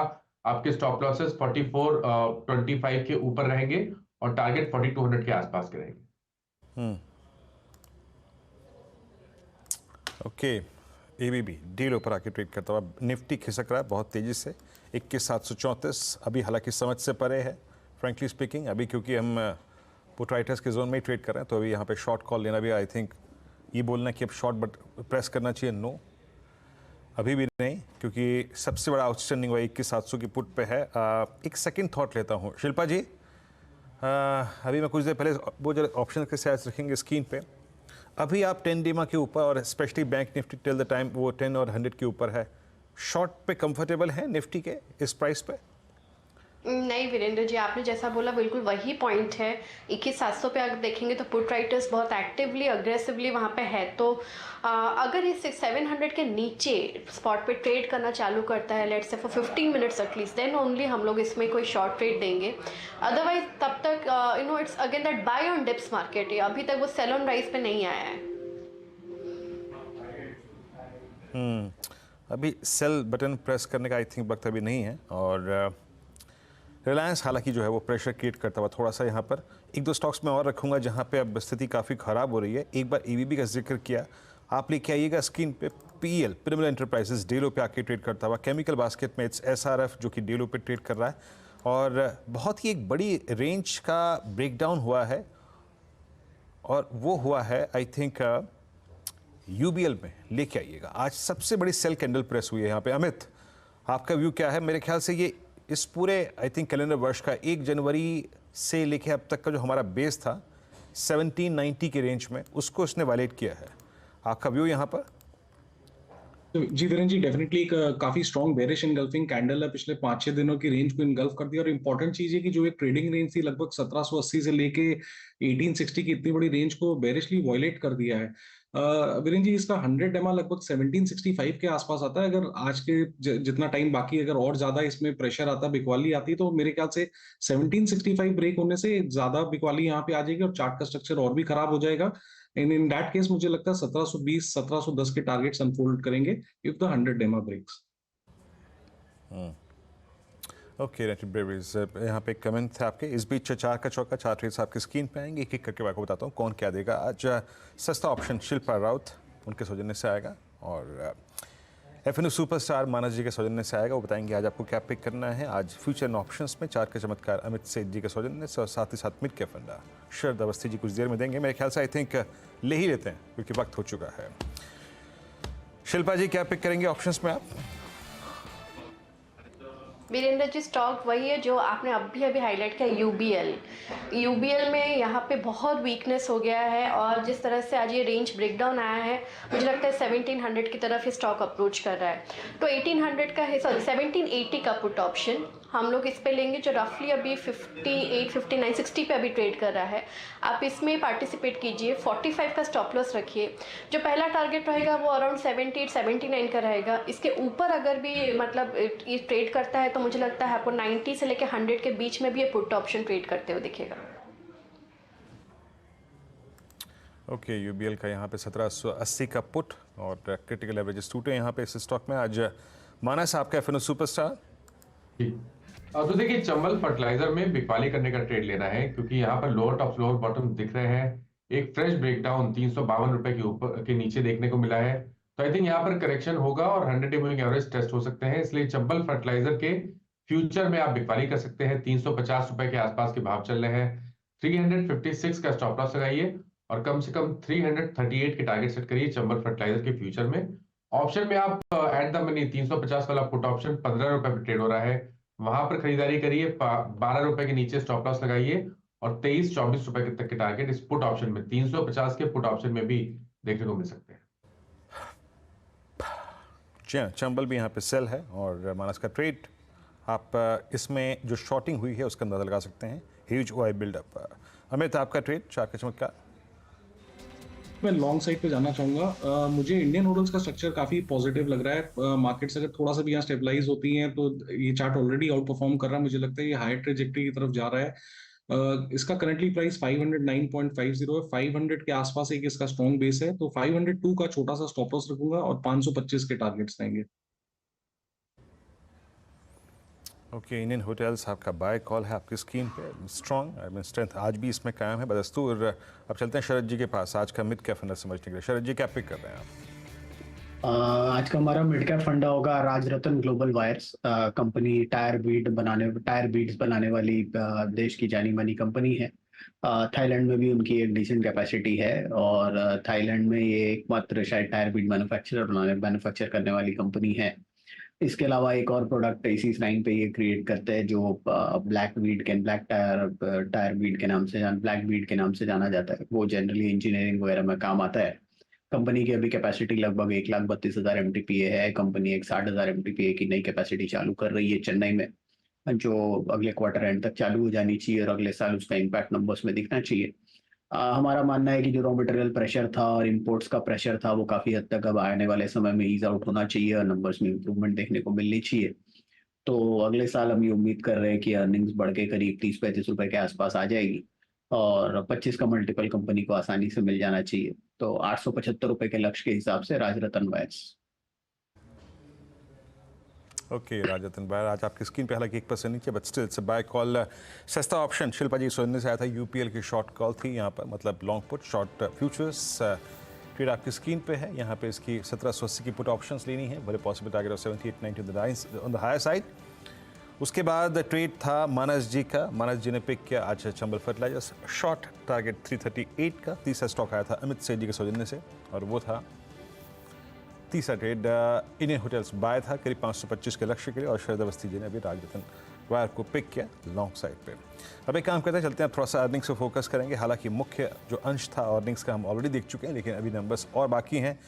ब्रिटानिया और गोदरेज प्रॉपर्टीज़, ये दो नंबर्स आने हैं। आज ब्रिटानिया सुबह सुबह एक्शन में था। सुमित के पास चलते हैं नंबर्स को समझने के लिए। Sumit, good afternoon. Sumit, Britannia numbers की एक्सपेक्टेशन क्या है? देखिए, ब्रिटानिया केस में आपको वाई बेसिस पे नंबर्स थोड़े से वीक दिखाई पड़ेंगे, लेकिन उसकी वजह एक एडजस्टमेंट है जो कि पिछले साल इस तिमाही में था, जिसकी वजह से आपको एक मुनाफे में बड़ा ड्रॉप दिखाई पड़ेगा 41% के आसपास। हालांकि वो 250-300 करोड़ रुपए के आसपास का एडजस्टमेंट था, तो उसको एडजस्ट करने में बहुत ज़्यादा ड्रॉप की उम्मीद नहीं है। रेवेन्यूज फ्रंट पे 2.5% के आसपास की बढ़त का अनुमान है। 4300 करोड़ रुपए रेवेन्यू इस तिमाही के अंदर रहेगा। 4197 करोड़ रुपए से बढ़कर ये रेवेन्यू आने का अनुमान बजा लगाकर चल रहा है। ऑपरेटिंग परफॉर्मेंस के लिहाज से देखा जाए तो वहाँ पर नंबर्स आपको ठीक ठाक दिखाई पड़ेंगे, चाहे मार्जिन फ्रंट पर पिक्चर की बात करें या फिर एबिटा फ्रंट पर करें। 800 करोड़ रुपए के आसपास का एबिटा होगा, मार्जिन 19% यानी आधा % के आसपास का ड्रॉप मार्जिन में, और फ्लैट साइड पर कंपनी का एबिटा इस तिमाही में आने का अनुमान है। 376 करोड़ रुपए का पिछली तिमाही में एक मुश्त आय थी, जिसकी वजह से कंपनी के जो नंबर से एक बड़ा आपको ड्रॉप आता हुआ दिखाई पड़ रहा है। अब वॉल्यूम के नंबर्स में करीब 2 से लेकर 3% के आसपास की वॉल्यूम ग्रोथ का अनुमान है, लेकिन बाकी कंपनियों ने वॉल्यूम्स फ्रंट पे थोड़ा सा बीट किया है, तो शायद यहाँ पर भी एक बीट की उम्मीद आप लगा के चल सकते हैं। वाई और क्यू ऑन क्यू दोनों ही बेसिस पे अगर देखा जाए तो वॉल्यूम का नंबर में एक अच्छा अप ट्रेंड आ सकता है, 3%, 1% के सामने और आधा % के सामने पिछले तिमाही में। तो मोर और लेस बेटर साइड पर number Q on Q basis और वाई बेसिस पे वॉल्यूम फ्रंट पर आपको दिखाई पड़ेंगे। हालांकि मुनाफे में एडजस्टमेंट तो उसको आप ध्यान रखिएगा।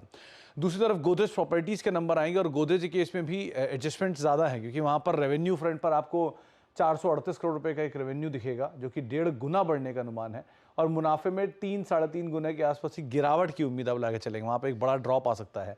क्यों? क्योंकि वाई बेसिस पे इनकी जो सेल्स है और एबिटा फ्रंट पे नंबर अच्छा आपको दिखाई पड़ेगा। एबिटा में बहुत ज़्यादा प्रेशर नहीं है, वहाँ पे कम हो रहा है एबिटा, घाटा है इनका। सो मुनाफे से घाटे में और मार्जिन इंप्रूवमेंट है, बहुत मिले जुले से नंबर आपको दिखेंगे। इसमें दरअसल 2-3 एडजस्टमेंट है। पहला, रेवेन्यू में इनके कुछ नए प्रोजेक्ट शुरू हुए हैं, जिनकी वजह से इनके रेवेन्यूज़ बेटर आते हुए आपको दिखाई पड़ेंगे। इनफैक्ट गुड़गांव के जो प्रोजेक्ट्स थे वो भी शुरू हुए हैं, तो उसकी वजह से भी कंपनी के जो एरिस्टोक्रेट प्रोजेक्ट जो है उससे इनकी रेवेन्यूज़ अच्छी थी और 2600 करोड़ रुपए के आसपास का एक ओवरऑल सेल रहा है, तो उसका कुछ हिस्सा इस क्वार्टर के नंबर में आपको दिखाई पड़ेगा। ये रेवेन्यू पार्ट पे आपको दिख रहा है। ऑपरेटिंग घाटा इनका पहले कंपैरिजन में बेटर है, लेकिन हाँ वाई बेसिस पे इनके नंबर्स में आपको मुनाफे में एक बड़ा ड्रॉप आता हुआ दिखाई पड़ेगा। क्यू ऑन क्यू बेसिस पे हालांकि नंबर इसी के इर्द गिर्द ही आते हुए दिखाई पड़ेंगे।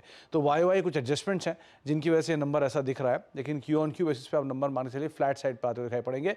Q3 के अपडेट अच्छे थे, तो अपडेट के बाद अब नंबर कैसे आते हैं उस पर बाजार जरूर नजर रखेगा। ओके, तो ये इनफैक्ट गोदरेज प्रॉपर्टीज़ और साथ ही साथ ब्रिटानिया की बात हुई। गोदरेज प्रॉपर्टीज़ एक स्टॉक जो हम काफ़ी समय से ट्रैक करते आए हैं। गाबा जी बताइए, चार्ट पर क्या इंडिकेशन है? प्री नंबर्स कोई position? I think by mode पर था, अब 4-5 दिन से एक साइडवेज जोन है, ट्रेड करा है 2332, थोड़ा प्रेशर नजर आता है। अगर ऐसा कुछ होता है तो शायद 2250 देखने को मिल सकते हैं, लेकिन क्लियर कट सेल सिग्नल है नहीं और ना ही क्लियर कट बाय है। साइडवेज जोन है, इसका मतलब ये नहीं कि सेल है, तो I think I avoid it completely. हाँ, अगर खरीदना है तो 2400 के ऊपर ही खरीदना, उसके ऊपर नहीं, उसके नीचे नहीं। 2400 के ऊपर ही खरीदा जाए, उससे पहले नहीं। गोदरेज प्रॉपर्टीज इस समय अवॉइड है। इनफैक्ट एक बार एफएमसीजी इंडेक्स लेकर आते, क्योंकि आपको याद होगा बजट डे में इन सारे स्टॉक्स में काफ़ी तगड़ी तेज़ी दिखी ज़रूर थी, लेकिन वो फॉलो अप क्या आया नहीं। ये फ्राइडे से ही थोड़े से फिजल आउट होने लगे। शिल्पा जी, कोई ट्रेड इस समय तेज़ी का बन रहा है कोई स्पेसिफिक एफएमसीजी कंपनी में, या फिर अभी कुछ खास ऐसा है नहीं? हर्षराज जी अभी के लिए तो थोड़ा अवॉइड करेंगे, मार्केट बहुत इंडिसाइसिव है, may be better to take the position tomorrow. तो ये फिलहाल एक इनडिसाइसिव मोड में मार्केट, एफएमसीजी में कोई ट्रेड इस समय ना ले तो बेहतर है। चलिए मार्केट बिग वॉइस पर फोकस करते हैं। अब हमारे साथ क्वेस्ट इन्वेस्टमेंट एडवाइजर्स के चीफ इन्वेस्टमेंट ऑफिसर अनिरुद्ध सरकार जुड़ रहे हैं। अनिरुद्ध जी स्वागत है आपका। वॉलेटिलिटी इनफैक्ट बढ़ती हुई एंड निफ्टी बैंक थोड़ा सा एक पेन पॉइंट बन रहा है, क्योंकि मौका मिलते ही यहाँ पर लोग अपनी अच्छी खासी पोजीशंस काट रहे हैं। पहले तो इस मार्केट को कैसे पढ़ रहे हैं, क्या ड्राइव करेगा अगला मूव? आफ्टरनून I'll say कि आज के दिन में जो मार्केट है उसमें definitely it is not for the I would से द फेंट हार्टेड, क्योंकि एक एक दिन में आपका 100-200 पॉइंट्स निफ्टी का अप एंड डाउन होता रहता है। सो इन्वेस्टर्स को हम हमेशा वही बोलते हैं एंड दैट इज व्हाट हम लोग प्रैक्टिस भी करते हैं कि हर रोज का इंडेक्स डेफिनेटली देखकर पोजीशन लेना is not the right thing. So मेरा एडवाइस रहेगा इन्वेस्टर्स को कि डेफिनेटली मार्केट में जब मोमेंटम होता है we tend to see different stocks जो भागते हैं, we tend to get excited and enter there, लेकिन हमको ये फोकस करना चाहिए कि कहाँ पे अर्निंग्स आने वाला है, और जो आज के दिन में जो प्राइस है वो वैल्यूएशन अर्निंग्स को जस्टिफाई ये हो रहा है कि नहीं हो रहा है, बिकॉज सिर्फ प्राइस मूवमेंट देखकर we should not enter into companies. So जो पॉकेट्स ऑफ द मार्केट, जो सेक्टर्स, जो कंपनीज में अर्निंग्स विजिबिलिटी बहुत स्ट्रांग है, जहां पे कम से कम 18 से 20% kind of an earnings growth दिखने वाला है अगले 1-2 साल, वहीं पे एलोकेशन होना चाहिए। एक चीज जो दूसरा दिख रहा है मार्केट में, जो stock sectors were very expensive, चाहे आप कोई भी ओल्ड जो हॉट फेवरेट कंपनीज होते थे specially in the banking space, जो कंपनीज एंड सेक्टर्स बहुत महंगे हुए जहां पे earnings has not met the expectation, वहां पे वो मल्टीपल कॉन्ट्रैक्शन हो रहा है। इसीलिए काफी सारा जो बैंकिंग स्पेस है, एनबीएफसी स्पेस है, वहां पे आपको दिख रहा है कि मल्टीपल कॉन्ट्रैक्शन हो रहा है because the growth has not met the expectations. Okay, अच्छा अब आते हैं कुछ सेक्टर्स पे, और यकीन मानिए आपके यहाँ आने से पहले अनिरुद्ध जी हम एक डेडिकेटेड डिस्कशन कर रहे थे केमिकल्स पे। लास्ट क्वार्टर के नंबर्स काफ़ी ख़राब थे, इस क्वार्टर के नंबर्स और भी ख़राब, स्टॉक डे लो पर, 52 वीक लो पर, और जो रिकवरी पीरियड हम मान के चल रहे थे, आई मीन Q3 इस फिस्कल का, वो आई थिंक ये कंपनियाँ ही खुद बोल रही हैं कि नहीं, वो अब चला जाएगा मिड 25 के बीच में। एक प्राइस होता है कॉन्ट्रा कॉल लेने का कि हाँ स्क्रीन पे चीज़ें काफ़ी ख़राब हैं, all negative factor in price. क्या केमिकल उस स्थिति में है इस वक्त आपके मुताबिक? केमिकल्स में अगेन मैं सेम चीज बोलूंगा कि वहां पे अभी भी जो आप लोग का डिस्कशन हुआ है, आई थिंक 1-2 क्वार्टर अभी तक वी शुड वेट, क्योंकि जो सबसे बड़ा प्रॉब्लम रहा है इन केमिकल्स, एंड इनफैक्ट ये मेरा व्यू रहा है लास्ट 1 साल से, कि वैल्यूएशंस अट्रैक्टिव हो रहे हैं लेकिन earnings visibility is not there. क्योंकि अगर हम मेजर इंपैक्ट देखें जो केमिकल में हो रहा है is that supply from south east Asia continues in the international market, उसमें जो प्राइस हाइक हो सकता है वो नहीं हो रहा है international market. Chinese companies are willing to dump at any price. दूसरा जो चीज था कि ड्यूरिंग कोविड हम लोगों ने देखा था कि इंपोर्ट सब्स्टिट्यूशन एक बड़ा चीज हो गया था, जिसके चलते काफी सारे domestic chemical companies had done well. अभी इंपोर्टेड केमिकल का जो कंपोनेंट है that has again picked up, क्योंकि international prices are low, shipping cost are low, तो importing the same chemicals has become more attractive than doing an import substitution. So I would say कि price action in the chemical market is suggesting कि अभी भी 1-2 quarter का pen है जब तक we don't see the demand revival जो price को सस्टेन करे। Meanwhile क्या हुआ है कि लास्ट 2-3 साल में काफी सारे कंपनीज ने कैपेक्स कर दिया है, एंड वो कैपेक्स का डेफिनेटली अगर आपका यूटिलाइजेशन नहीं हो रहा है, there's an interest component which will keep on hurting you। तो ये बहुत सारे चीजें हैं जो मैं बोलूंगा कि अभी भी केमिकल सेक्टर में अफेक्ट करने वाला है। So one should not be in a hurry to enter into the chemical sector as we speak। Okay, अच्छा अभी मैं आपसे एक नए सेक्टर पे आऊँगा, बात करूँगा, लेकिन बाजार की वोलेटिलिटी देखिए किस प्रकार की है। रिलायंस एट डे लो, लेकिन केमिकल्स एट डे लो, और बाकी अगर आप देखें काउंटर्स डे लो पे, बट सडनली एक HDFC बैंक में एक अपस्विंग आता है तो वो निफ्टी के डाउनसाइड को रेस्ट्रिक्ट कर देता है, निफ्टी बैंक को थोड़ा सा अपसाइड दे देता है। कितने क्रॉस कॉम्बिनेशन अगर आप देखें काम कर रहे हैं। HDFC बैंक में रिकवरी आ गई, ये डे लो से अगर आप देखें समझ लीजिए करीब 10 रुपये रिकवर हो गया। कितने स्ट्रॉन्ग इन्वर्स क्रॉस कॉम्बिनेशन हैं इस वक्त। अच्छा अनिरुद्ध जी, PSUs में इतनी बड़ी तेजी आएगी इस बात का आपको अंदाजा था क्या? आई मीन हर वो शख्स जो बीते 20-22 साल से इनको देख चुका है ना, आई थिंक वो इनकी वास्तविकता से, इनके मतलब प्राइस पैटर्न से बड़ा वाकिफ था। इस बार सब भौचक्के हैं यहाँ पर। ये प्राइस कैश में कन्वर्ट करने का है प्रॉफिट्स को, या फिर आपको लगता है कि नहीं? आई मीन अभी तो और मूव आएगा, और अभी भी एक PSU लेके चलनी हो आपको, चाहे वो पावर हो, चाहे वो पावर फाइनेंस हो, चाहे वो OMCs हो, चाहे वो अपस्ट्रीम कंपनियां हो, चाहे वो PSU बैंक्स हो, आपके प्रेफर्ड 2-3 स्टॉक्स कौन से हैं? So with regard to PSUs, हमारा व्यू थोड़ा सा अलग सा है। इनफैक्ट हम लोगों ने PSUs काफी पार्टिसिपेट भी किया हुआ है इन द लास्ट 1-2 साल। एंड अगर मोस्ट रिसेंट रैली का बात करूं तो लास्ट 4-5 मंथ से हम लोगों ने काफी सारा एक्सपोजर भी लिया था into PSU companies in all our investor portfolios. उसमें एक चीज जो मैं हमेशा इन्वेस्टर्स को बोलूंगा इज एनी स्पेस जहां पे बहुत फास्ट अपमूव आया है, जहां पे जस्टिफिकेशन नहीं हो रहा है for valuation, definitely it is good to take profit and exit. But with in the PSU काफी सारे ऐसे सब सेक्टर्स हैं जहां पे वैल्यूएशन कंफर्ट काफी सारा है। अगर मैं बोलूं broadly the sub sectors under PSU जहां पे वैल्यूएशन कंफर्ट है, oil and gas is one space, shipping is another space. ये सारे सेक्टर्स हैं जहां पे अभी भी वैल्यूएशन बहुत अट्रैक्टिव है। हम लोग काफी सुनते हैं कि द रेलवेज एक ऐसा स्पेस है जहां पे वैल्यूएशन बहुत महंगा हो गया है। काफी सारे railway companies have given you like 100% plus return in the last 6 months. तो जहां लग रहा है कि valuation comfort is not giving you comfort, I would say one should exit. थोड़ा profit market को भी earn करना चाहिए. We should not wait for exiting always at the peak. But पूरा PSU जो theme है, मैं बोलूंगा अभी भी ये multi-year theme है.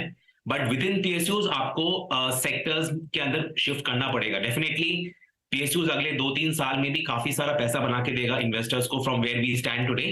एंड आई वुड से कि पार्टिसिपेट करना चाहिए।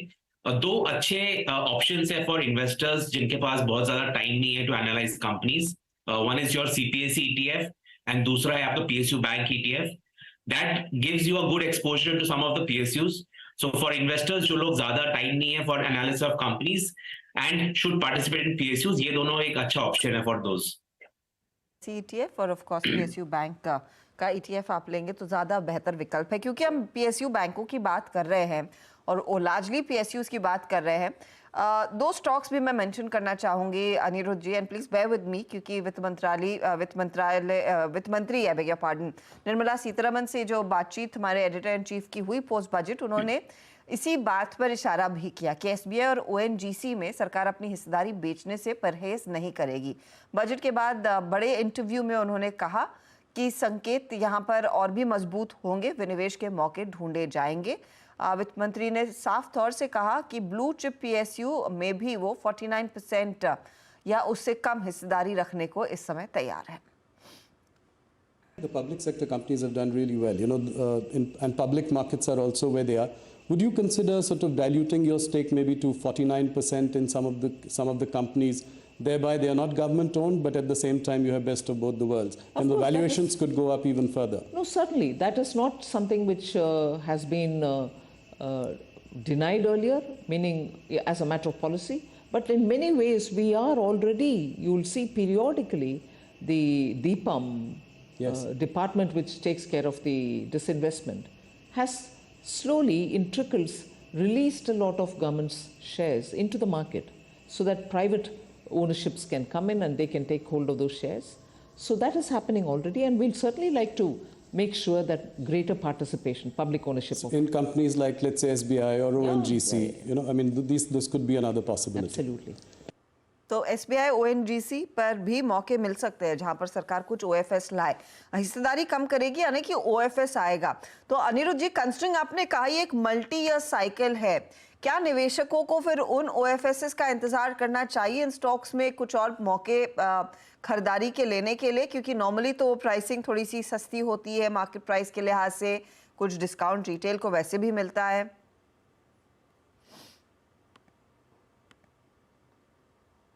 I would say that since we are the long-term investors and हमारे लिए हम लोग 1 महीना 2 महीना का प्राइस नहीं देख रहे, we are looking for a multi-year cycle. Definitely, as and when the OFS happen, one can participate. But I would say कि allocation on these levels should also be there, and one should not just wait for the OFS, क्योंकि OFS आते आते हो सकता है यहाँ से price movement और भी हो जाए. हैविंग सेड दैट मैं बोलूंगा कि ओवरऑल अगर एलोकेशन करना है सीपीएससी ईटीएफ एक अच्छा ऑप्शन है फॉर इन्वेस्टर्स। दूसरा एक चीज just want to highlight on PSUs is that जो एक बहुत इंपॉर्टेंट चेंज हुआ है in the mindset of the government, वो ये है कि पहले हमेशा हम लोग we used to hear that government wants to sell the PSUs.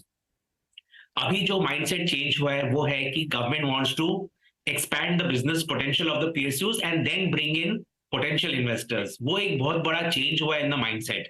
पहले सिर्फ बेचना था because they were the loss making, अभी माइंडसेट है कि उसको बड़ा करके उसमें स्ट्रेटेजिक इन्वेस्टर्स लाना है, प्राइवेट पार्टनर्स लाना है।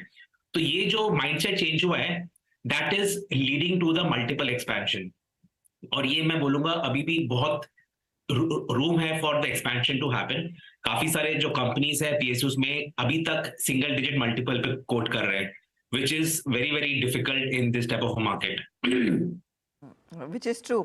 अच्छा, since I mentioned PSU banks, ये जो net interest margins पर दबाव आ रहा है सभी बैंकों का, not only PSU बैंक, और जो CD ratio वाला मामला उभर कर आया कुछ specific banks में, is it likely to stay for the next couple of quarters? आपकी approach बैंकों में कैसी रहेगी इस समय?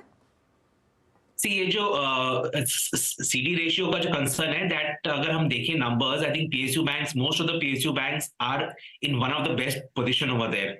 तो जो CD रेशियो का कंसर्न है that is going to impact more of the big private banks जहां पे वो ratio is not in favour.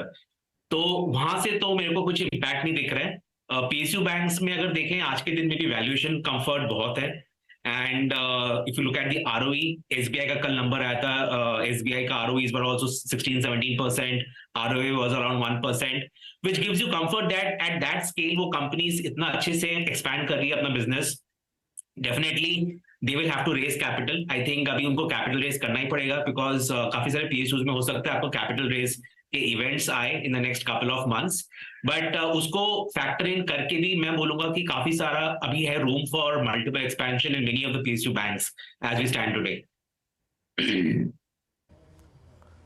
Okay, थोड़ा एनबीएफसीज की तरफ चलते हैं अनिरुद्ध जी, और ज़्यादातर एनबीएफसीज का मूड इस वक्त ख़राब है, एंड स्पेशली आई मीन इस स्पेस के लीडर B2, और थोड़ा झुकाव बाजार का स्पेशली बीते 2-3 महीने में रहा है एचएफसीज की तरफ। आप कैसे इस वक्त एनबीएफसीज को बाइसेक्ट करेंगे, और मैं अगर आपसे कहूं कि आपको इसमें 2 टॉप कॉल्स पिक करनी है तो वो क्या होंगे? फॉर्चुनेटली हम लोगों ने जितना भी हमारा एनबीएफसी का होल्डिंग था हम लोगों ने सब एग्जिट कर दिया था ऑलमोस्ट 8-9 महीने पहले, एंड कपल ऑफ एनबीएफसीज जो एक पोजीशन था वो हम लोगों ने कुछ अराउंड 4-5 महीने पहले बेच दिया था। नाउ हमारा जो थीसिस था was from where RBI was coming from, and अगर मैं ये बोलूंगा आपने जो 2 सब सेगमेंट्स ऑफ द मार्केट पकड़ा है, one is NBFCs which is the retail financing, और दूसरा है the housing finance. Housing finance में आ रहा है ग्रोथ, मार्केट को इंटरेस्ट दिख रहा है, whereas एनबीएफसी में इंटरेस्ट डिक्लाइन हो रहा है। That is mainly because RBI ने बोला है कि they want to control the unsecured lending. Unsecured lending is where the NBFCs were expanding their book a lot. वहीं पे सबसे ज्यादा ग्रोथ दिख रहा था unsecured lending, whether is the personal loans और एनी ऑफ दोज लोन्स। तो वो एक एरिया है जो सबसे फास्टेस्ट ग्रोइंग पीस था ऑफ एनबीएफसीज, जिसको आरबीआई ने has asked them to take a pause और break and to control it. So that is where growth impact हो रहा है। ऑन दी कॉन्ट्री अगर हाउसिंग फाइनेंस देखें, it is not unsecured, it is definitely a secured lending, and वहां पे growth आ रहा है। काफी सारे हाउसिंग फाइनेंस कंपनीज का valuations are also very attractive, and that is where again I would say कि मार्केट जो रीबैलेंसिंग कर रहा है पोर्टफोलियो का, taking into factor the valuation and the growth, इसलिए वो पूरा जो रीबैलेंसिंग दिख रहा है last 4 to 6 months, that is where the market action is happening. Okay Anirudh ji, एक ही पूछूं आपसे, ये पेटीएम पे क्या व्यू है आप लोगों का? करो आजकल नहीं सुन रहा है, पेटीएम अवॉइड करो हो रहा है, क्या व्यू है? और फिनटेक कंपनियों पे आपका view? See, Paytm definitely, there is, I think, enough analysis and paralysis हो चुका है on the company in the last 1 week.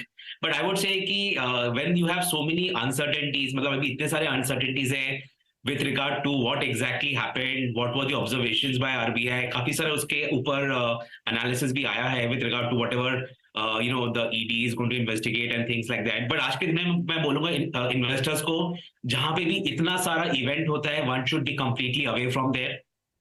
Market में there is no shortage of ideas. And ऐसा नहीं है कि मार्केट में सिर्फ पेटीएम ही है जहां पे इन्वेस्ट करना है. सो आई वुड से जहां पे भी इतना सारा uncertainty event, the regulatory risk is there. In fact उसका business risk is the major risk, because if the bank license is to be suspended, if the wallet business is to be sold, because there was an article आपने देखा होगा कि the wallet business is on the blocks. अगर ये सब होने वाला है then definitely how do you value the business? So I would say कि investors को definitely Paytm से दूर रहना चाहिए जब तक पूरा dust doesn't settle, until we don't know what and where lies the future of Paytm.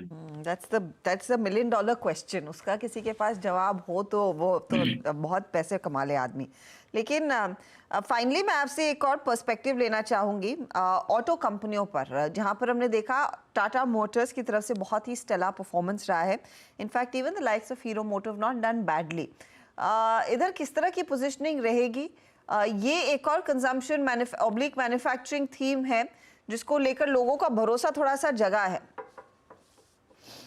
Auto and एक बड़ा एलोकेशन है in my portfolio. Almost 10% of my portfolio is into auto and more than the auto OEMs I am very bullish on auto ancillary. Now the reason for that is कि basically अगर हम देखें जो auto ancillary companies हैं, काफी सारे companies जो good quality companies है, वो लोग एग्जिस्टिंग जो OEM प्लेयर्स है उनके जो वॉलेट शेयर होता है, they are increasing the wallet share. उसमें इनका growth is happening faster than the industry. मतलब टिपिकली अगर हम ऑटो इंडस्ट्री का ग्रोथ देखें वो 4 से 6% के बीच में है. काफी सारे जो अच्छे ऑटो एंसिलरी कंपनीज है, they are growing at anywhere between 11 to 15%. तो ऑटो एंसिलरी मैं बोलूंगा एक अच्छा स्पेस है जहां पे इन्वेस्टर्स को देखना चाहिए. काफी सारे अच्छे कंपनीज है in the mid cap and small cap space over there who are doing exceptionally well. बहुत सारे ऐसे ऑटो एंसिलरी है जो लोग ने काफी सारा ईवी स्पेस में भी अपने they have launched the new products. Export market एक दूसरा बड़ा अपॉर्चुनिटी है, बिकॉज इंटरनेशनल OEMs जो है they also want to increase their sourcing of components from India.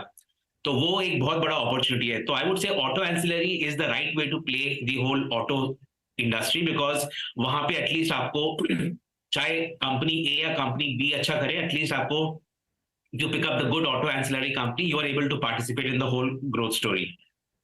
सवाल अनिरुद्ध आपसे, कुछ नया आइडेंटिफाई किया है इन द रिसेंट पास्ट? कुछ नई पोजीशंस, जैसे आपने कहा आपके पोर्टफोलियो में आप ऑटो और मोर बुलिश ऑन ऑटो एंसिलरी, ऐसी कुछ थीम या कुछ आइडिया जो आपने नया डेवलप किया हो या फिर जहां नया निवेश गया हो?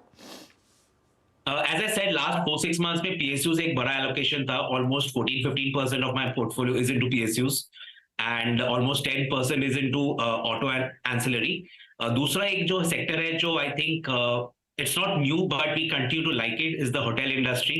Almost 6 to 7% allocation है into the hotel industry. And तीसरा एक स्पेस है which is the urban consumption. Urban consumption में I think वो एक स्पेस है जहाँ पे demand continues to be very strong. And वहां पे अगर हम कंपेयर करें urban consumption with agri consumption, urban consumption का growth is very very strong. वहां पे demand resilience is there, income has been continuing to grow. तो इसलिए मैं बोलूंगा वो एक और स्पेस है जहां पे मेरे को अभी भी दिख रहा है काफी सारा है ग्रोथ. अनिरुद्ध जी बहुत बहुत शुक्रिया. It's always a pleasure speaking to you and talk to you soon. तो बेसिकली कुछ थीम्स आइडेंटिफाई की हुई हैं आपके लिए. ऑटो एंसिलरी, सरकारी कंपनियों में अच्छा खासा एक्सपोजर, और ऑफ कोर्स वो अर्बन कंजम्पशन वाली स्टोरी अभी भी मजबूत है और वहाँ पर पोजीशंस आ रही हैं. चलिए बाजार का हाल आपकी स्क्रीन पर लेकर आएंगे. तो निफ्टी बैंक ने जो अटेम्प्ट किया था पॉजिटिव टेरिटरी में आने का, वो फेल हो गया है. अब 129 अंकों की गिरावट देखने को मिली है. तो we are back to square one. और निफ्टी बैंक जिस तेजी से गिरा है इसने निफ्टी को भी नीचे खींचा है. अब निफ्टी जो 84 पॉइंट ऊपर कारोबार कर रहा था अब 84 पॉइंट नीचे है. डे लो के आसपास इंडेक्स आता हुआ. इनफैक्ट 21,771 यही दरअसल इस समय का 727 तक हम टूटे थे. तो बेसिकली लोअर साइड पर ही ट्रेड है. और मिड कैप इंडेक्स जो थोड़ा सा रेजिलिएंट था वहाँ पर भी बिकवाली की पोजीशंस आ गई हैं. क्या लीड कर रहा है बिकवाली को इस घंटे? थोड़ी बहुत करेक्शन जो और आई है उसमें TCS ऊपरी लेवल से हल्का हुआ. इनफैक्ट TCS आज 4,000 के दर्शन देकर हल्का नेगेटिव हो चला है आईटीसी, टाइटन, एक्सिस और यूपीएल तो ऑफ कोर्स एक बहुत ही खराब सिचुएशन में ये स्टॉक्स ने कूल ऑफ दिखाया है। अब चलिए डीलिंग रूम का जायजा ले लेते हैं, फिर एसटीबीटी बीटीएसटी ट्रेड्स क्या बन रहे हैं उस पर आएंगे। यतन हमारे साथ जुड़ गए हैं। यतन बताइए, ऊपरी लेवल से अच्छी खासी बिकवाली? बिल्कुल अच्छी खासी बिकवाली है और पीएसयूज में भी ऊपर के लेवल से थोड़ा बहुत प्रॉफिट टेकिंग आ रहा है, तो ये देखना जरूरी होगा वेदर और नॉट ये सेल ऑफ कंटिन्यूड रहता है कि नहीं। लेकिन क्योंकि बहुत सारे पीएसयू स्टॉक्स ओवरबॉट हैं, आईओसी और बीएचईएल उनमें से डीलर्स की पसंदगी है जहां शायद प्रॉफिट टेकिंग आ सकती है। कोई बड़ा करेक्शन नहीं, कोई मंदी बड़ी नहीं हो सकती, लेकिन हाँ करेक्शन के लिए जरूर डीलर्स इन दोनों स्टॉक्स पे शॉर्ट सेल कर रहे हैं। इनफैक्ट आईओसी पे डीलर्स को लगता है कि 165 168 तक के लेवल्स आ सकते हैं लोअर साइड पे, तो 5-7 रुपए की शायद डाउनटिक के लिए डीलर्स यहाँ एसटीबीटी की एडवाइस दे रहे हैं, क्योंकि यहाँ थोड़े बहुत डोमेस्टिक फंड्स भी सेलर्स हैं। एफआईएस भी सेलिंग कर रहे हैं और बीएचईएल एक स्टॉक है कैप गुड्स में जहाँ थोड़ी बहुत बिकवाली देखने को मिल रही है। इनफैक्ट डीलर्स को लगता है पोजिशनली यहाँ 3 से 4% का छोटा डाउनसाइड देखने को मिल सकता है, तो दोनों ही बीएचईएल और आईओसी पे डीलर्स आज एक एसटीबीटी स्ट्रैटेजी दे रहे हैं अपने क्लाइंट्स को। ओके यतिन बहुत बहुत शुक्रिया। तो ये कुछ डीलर्स की एक्सपेक्टेशन फीलिंग प्राइस वाइज जो थी वो यतिन बयां करते हुए, इस बीच जरा एक बार स्क्रीन पर रखिएगा निफ्टी बैंक में, यहाँ थोड़ा सा समरी प्रेजेंट कर देता हूँ, उसके बाद थोड़ा सा चलेंगे बीटीएससी। अच्छा पहले बीटीएससी रेट लेते हैं, काम करते हैं। मानस आपके कैरी करेंगे, बताइए कल मॉर्निंग के लिए, ट्यूसडे मॉर्निंग। तो देखिए बिल्कुल, तो देखिए यहाँ पर काफी स्टॉक में वीकनेस है, लेकिन एक स्टॉक ऐसा है जिसने रिवर्सल के साइन दिखाए हैं और वो पिडिलाइट है। मेरे ख्याल से पिडिलाइट में करंट लेवल्स पे खरीदारी करनी चाहिए। स्टॉक ने 200 मूविंग एवरेज को रीगेन किया है, तो इसके फ्यूचर पे खरीदारी करके जाएंगे। 2563 के प्राइस चल रहे हैं पिडिलाइट का फ्यूचर। स्टॉप लॉस 2539 के नीचे लगाइए, करंट लेवल्स पे खरीदारी करिए और टारगेट 2625 के सेट करिए। ओके पिडिलाइट आज एडहेसिव पे राजेश जी बहुत बुलिश थे सुबह। एशियन पिडिलाइट मेरे ख्याल से उनकी कॉल भी थी, उसके बाद वो एशियन पेंट्स पे भी गए ना, इट्स 2553 डील हाई पे क्लोज होता हुआ। राजेश जी आपका ट्रेड क्या रहेगा? वीरेंद्र जी देखिए मेरी नजर है मेट्रोपोलिस पे। आप अगर इसका स्ट्रक्चर देखें तो एक clear price and volume breakout है, प्राइस रेंज ब्रेकआउट है रादर। इसने अपने 50 डे में को सरपास किया है, अपने इंपॉर्टेंट क्लस्टर के ऊपर ट्रेड हो रहा है, तो यहाँ पे बाय करें। 1700 का टारगेट होगा, 1640 पे चल रहा है, तो अपसाइड में आप कह सकते हैं कि 60 पॉइंट का जंप मैं एक्सपेक्ट कर रहा हूँ, तो मेट्रोपोलिस बाय करेंगे। स्टॉप लॉस जो रहेगा हमारा वो रहेगा 1610 का। स्टॉप लॉस में एक अपॉर्चुनिटी आप कह रहे हैं तेजी की बनेगी। अमित आपका ट्रेड? जी मैम, मैं एक्साइड इंडस्ट्रीज के साथ जाना चाहूंगा। स्ट्रक्चर स्ट्रॉन्ग है। सवेरे के सत्र में 354 355 था, लेकिन थोड़ा सा नीचे आ गया due to market, but still in positive और स्ट्रक्चर पॉजिटिव है। 347 के लगभग इसका प्राइस है, बाय करें with a stop loss of 342 and a target of 356। Okay तो 356 के लिए एक मौका एक्साइड इंडस्ट्रीज में बन रहा है। गावा सर आपका ट्रेड? मेरा ट्रेड है इंटेलेक्ट डिजाइन, ट्रेड करा है 928 पर, बहुत अच्छा बेस बना हुआ है, अपनी पॉसिबल है। स्टॉप होगा 928 रुपीज का, टारगेट ऑफ द अपसाइड करीब 950 के नजर आते हैं, तो यस इंटेलेक्ट डिजाइन। जैम अब शिल्पा जी से बात करते हैं। शिल्पा जी आपका ट्रेड क्या रहेगा ट्यूसडे मॉर्निंग के? मेरा एसटीबीटी रहेगा मैकडॉवल्स में। मैकडॉवल फ्यूचर्स भी एक अच्छे ब्रेकडाउन के साथ अभी ट्रेड कर रहा है। स्टॉप लॉस रहेगा 1080 का और यहाँ पे टारगेट्स 1040 से लेके 1030। United breweries. शिल्पा जी आप शुक्रवार की पार्टी में नहीं आई तो इसका मतलब ये क्या है कि आप यूबीसीएसएल को बेच ही देंगे? गजब बेचा आपने तहजीब से। कहाँ 1073 पे 1060 61 सब कहाँ से कहाँ ले आएंगे? खैर ठीक है। इट्स यूबीएल और यूएसएल दोनों ही अगर आप देखें डीलों पे क्लोज हो रहे हैं, दोनों ही डीलों पे क्लोज हो रहे हैं। यूबीएल इनफैक्ट अपने 50 डे एक्सपोनेंशियल एवरेज पे क्लोज होता हुआ और यूएसएल डीलों पे आके क्लोज होता हुआ।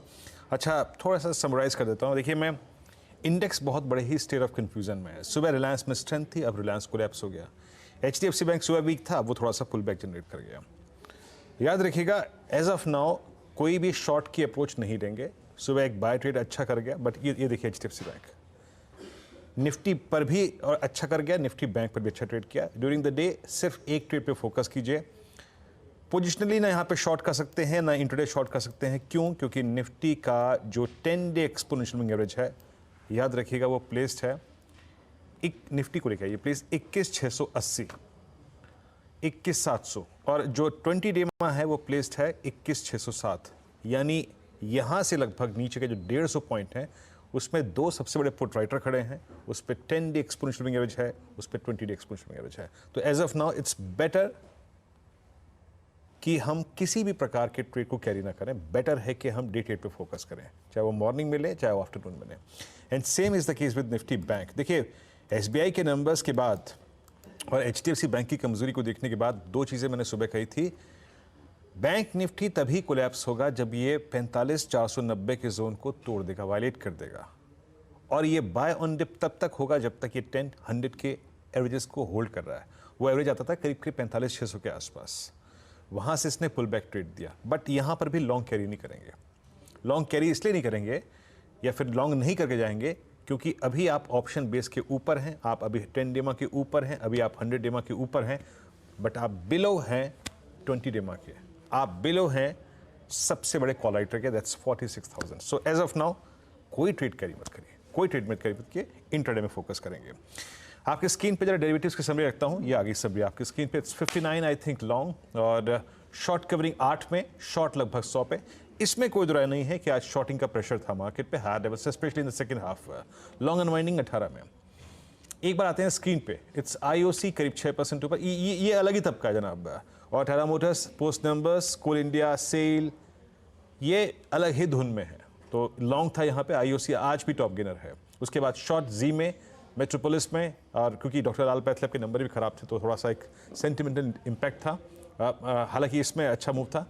शॉर्ट साइड में यूपीएल, श्री सीमेंट और window pharma, United Breweries, Bajaj Finance, इन सभी काउंटर्स में आज काफ़ी शॉर्टिंग हुई। यूपीएल आज का सबसे बड़ा अर्निंग डिजास्टर आपकी स्क्रीन पे। और उसके बाद वोल्टास में लॉन्ग अनवाइंडिंग, सुबह डिस्कस भी किया था हमने। इंडिया सीमेंट्स में, आईआरसीटीसी में, हिंदुस्तान कॉपर में और मारुति में आज इन सभी काउंटर्स में लॉन्ग अनवाइंडिंग हुई।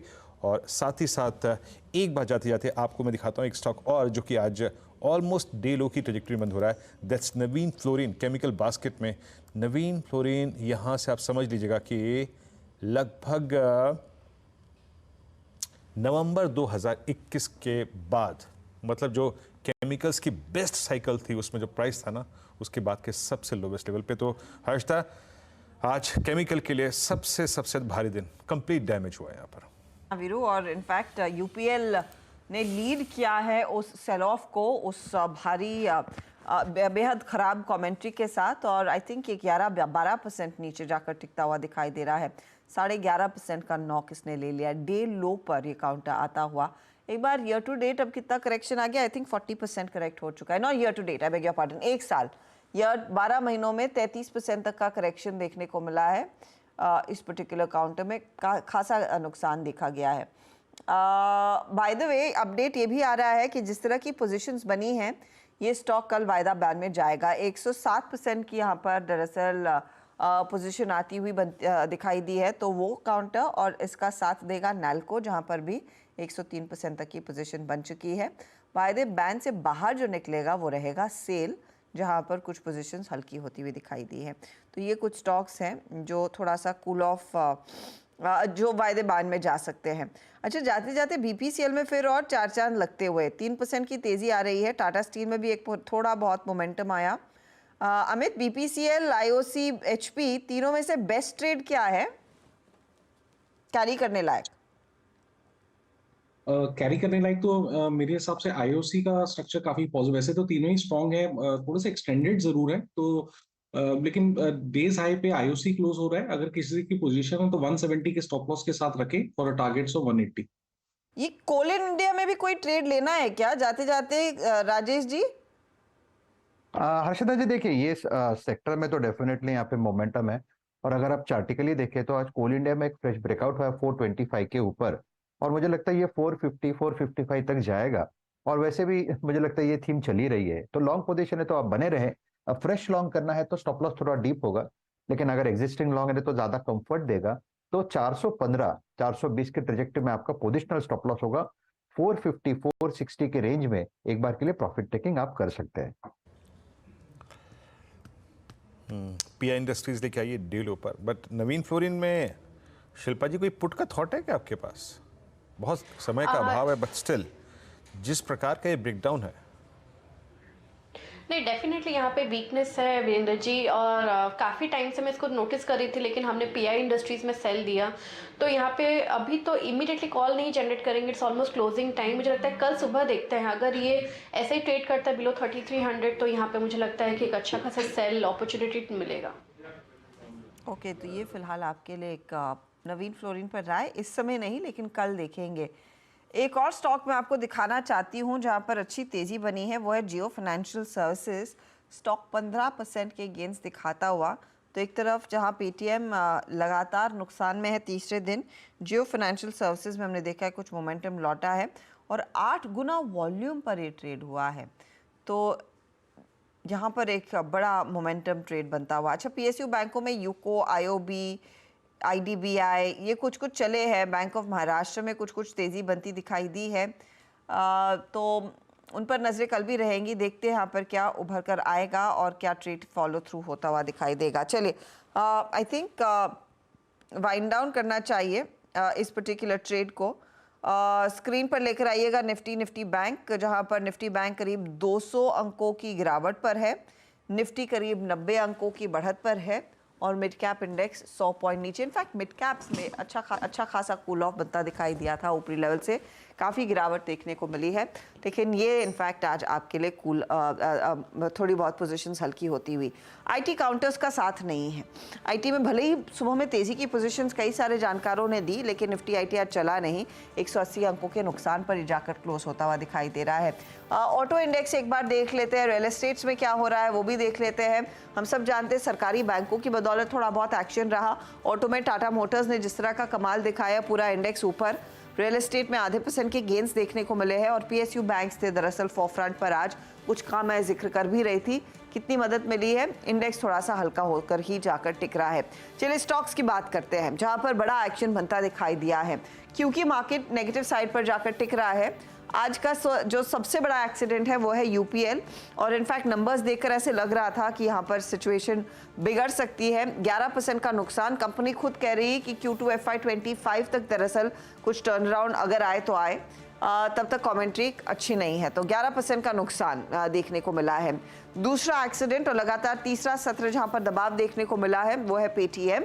पहले 2 बार करीब 20% का लोअर सर्किट, आज का फ्रेश लोअर सर्किट 10% का था और ये इनफैक्ट अब तक के लोस पर ही जाकर टिका है 438 के लेवल पर। लकीली सर्किट है 10% का, वरना उसके नीचे भी जाता जिस तरह की खबरें आए और जिस तरह का डर दरअसल पेटीएम को लेकर इस समय बन गया है। साथ ही साथ आप गौर करें तो कुछ और स्टॉक्स जो पिटे हैं, बजाज ट्विंस यानी कि बजाज फाइनेंस और बजाज फिनसर्व में भी हमने देखा है सेल साइड की पोजीशंस बनती हुई दिखाई दी।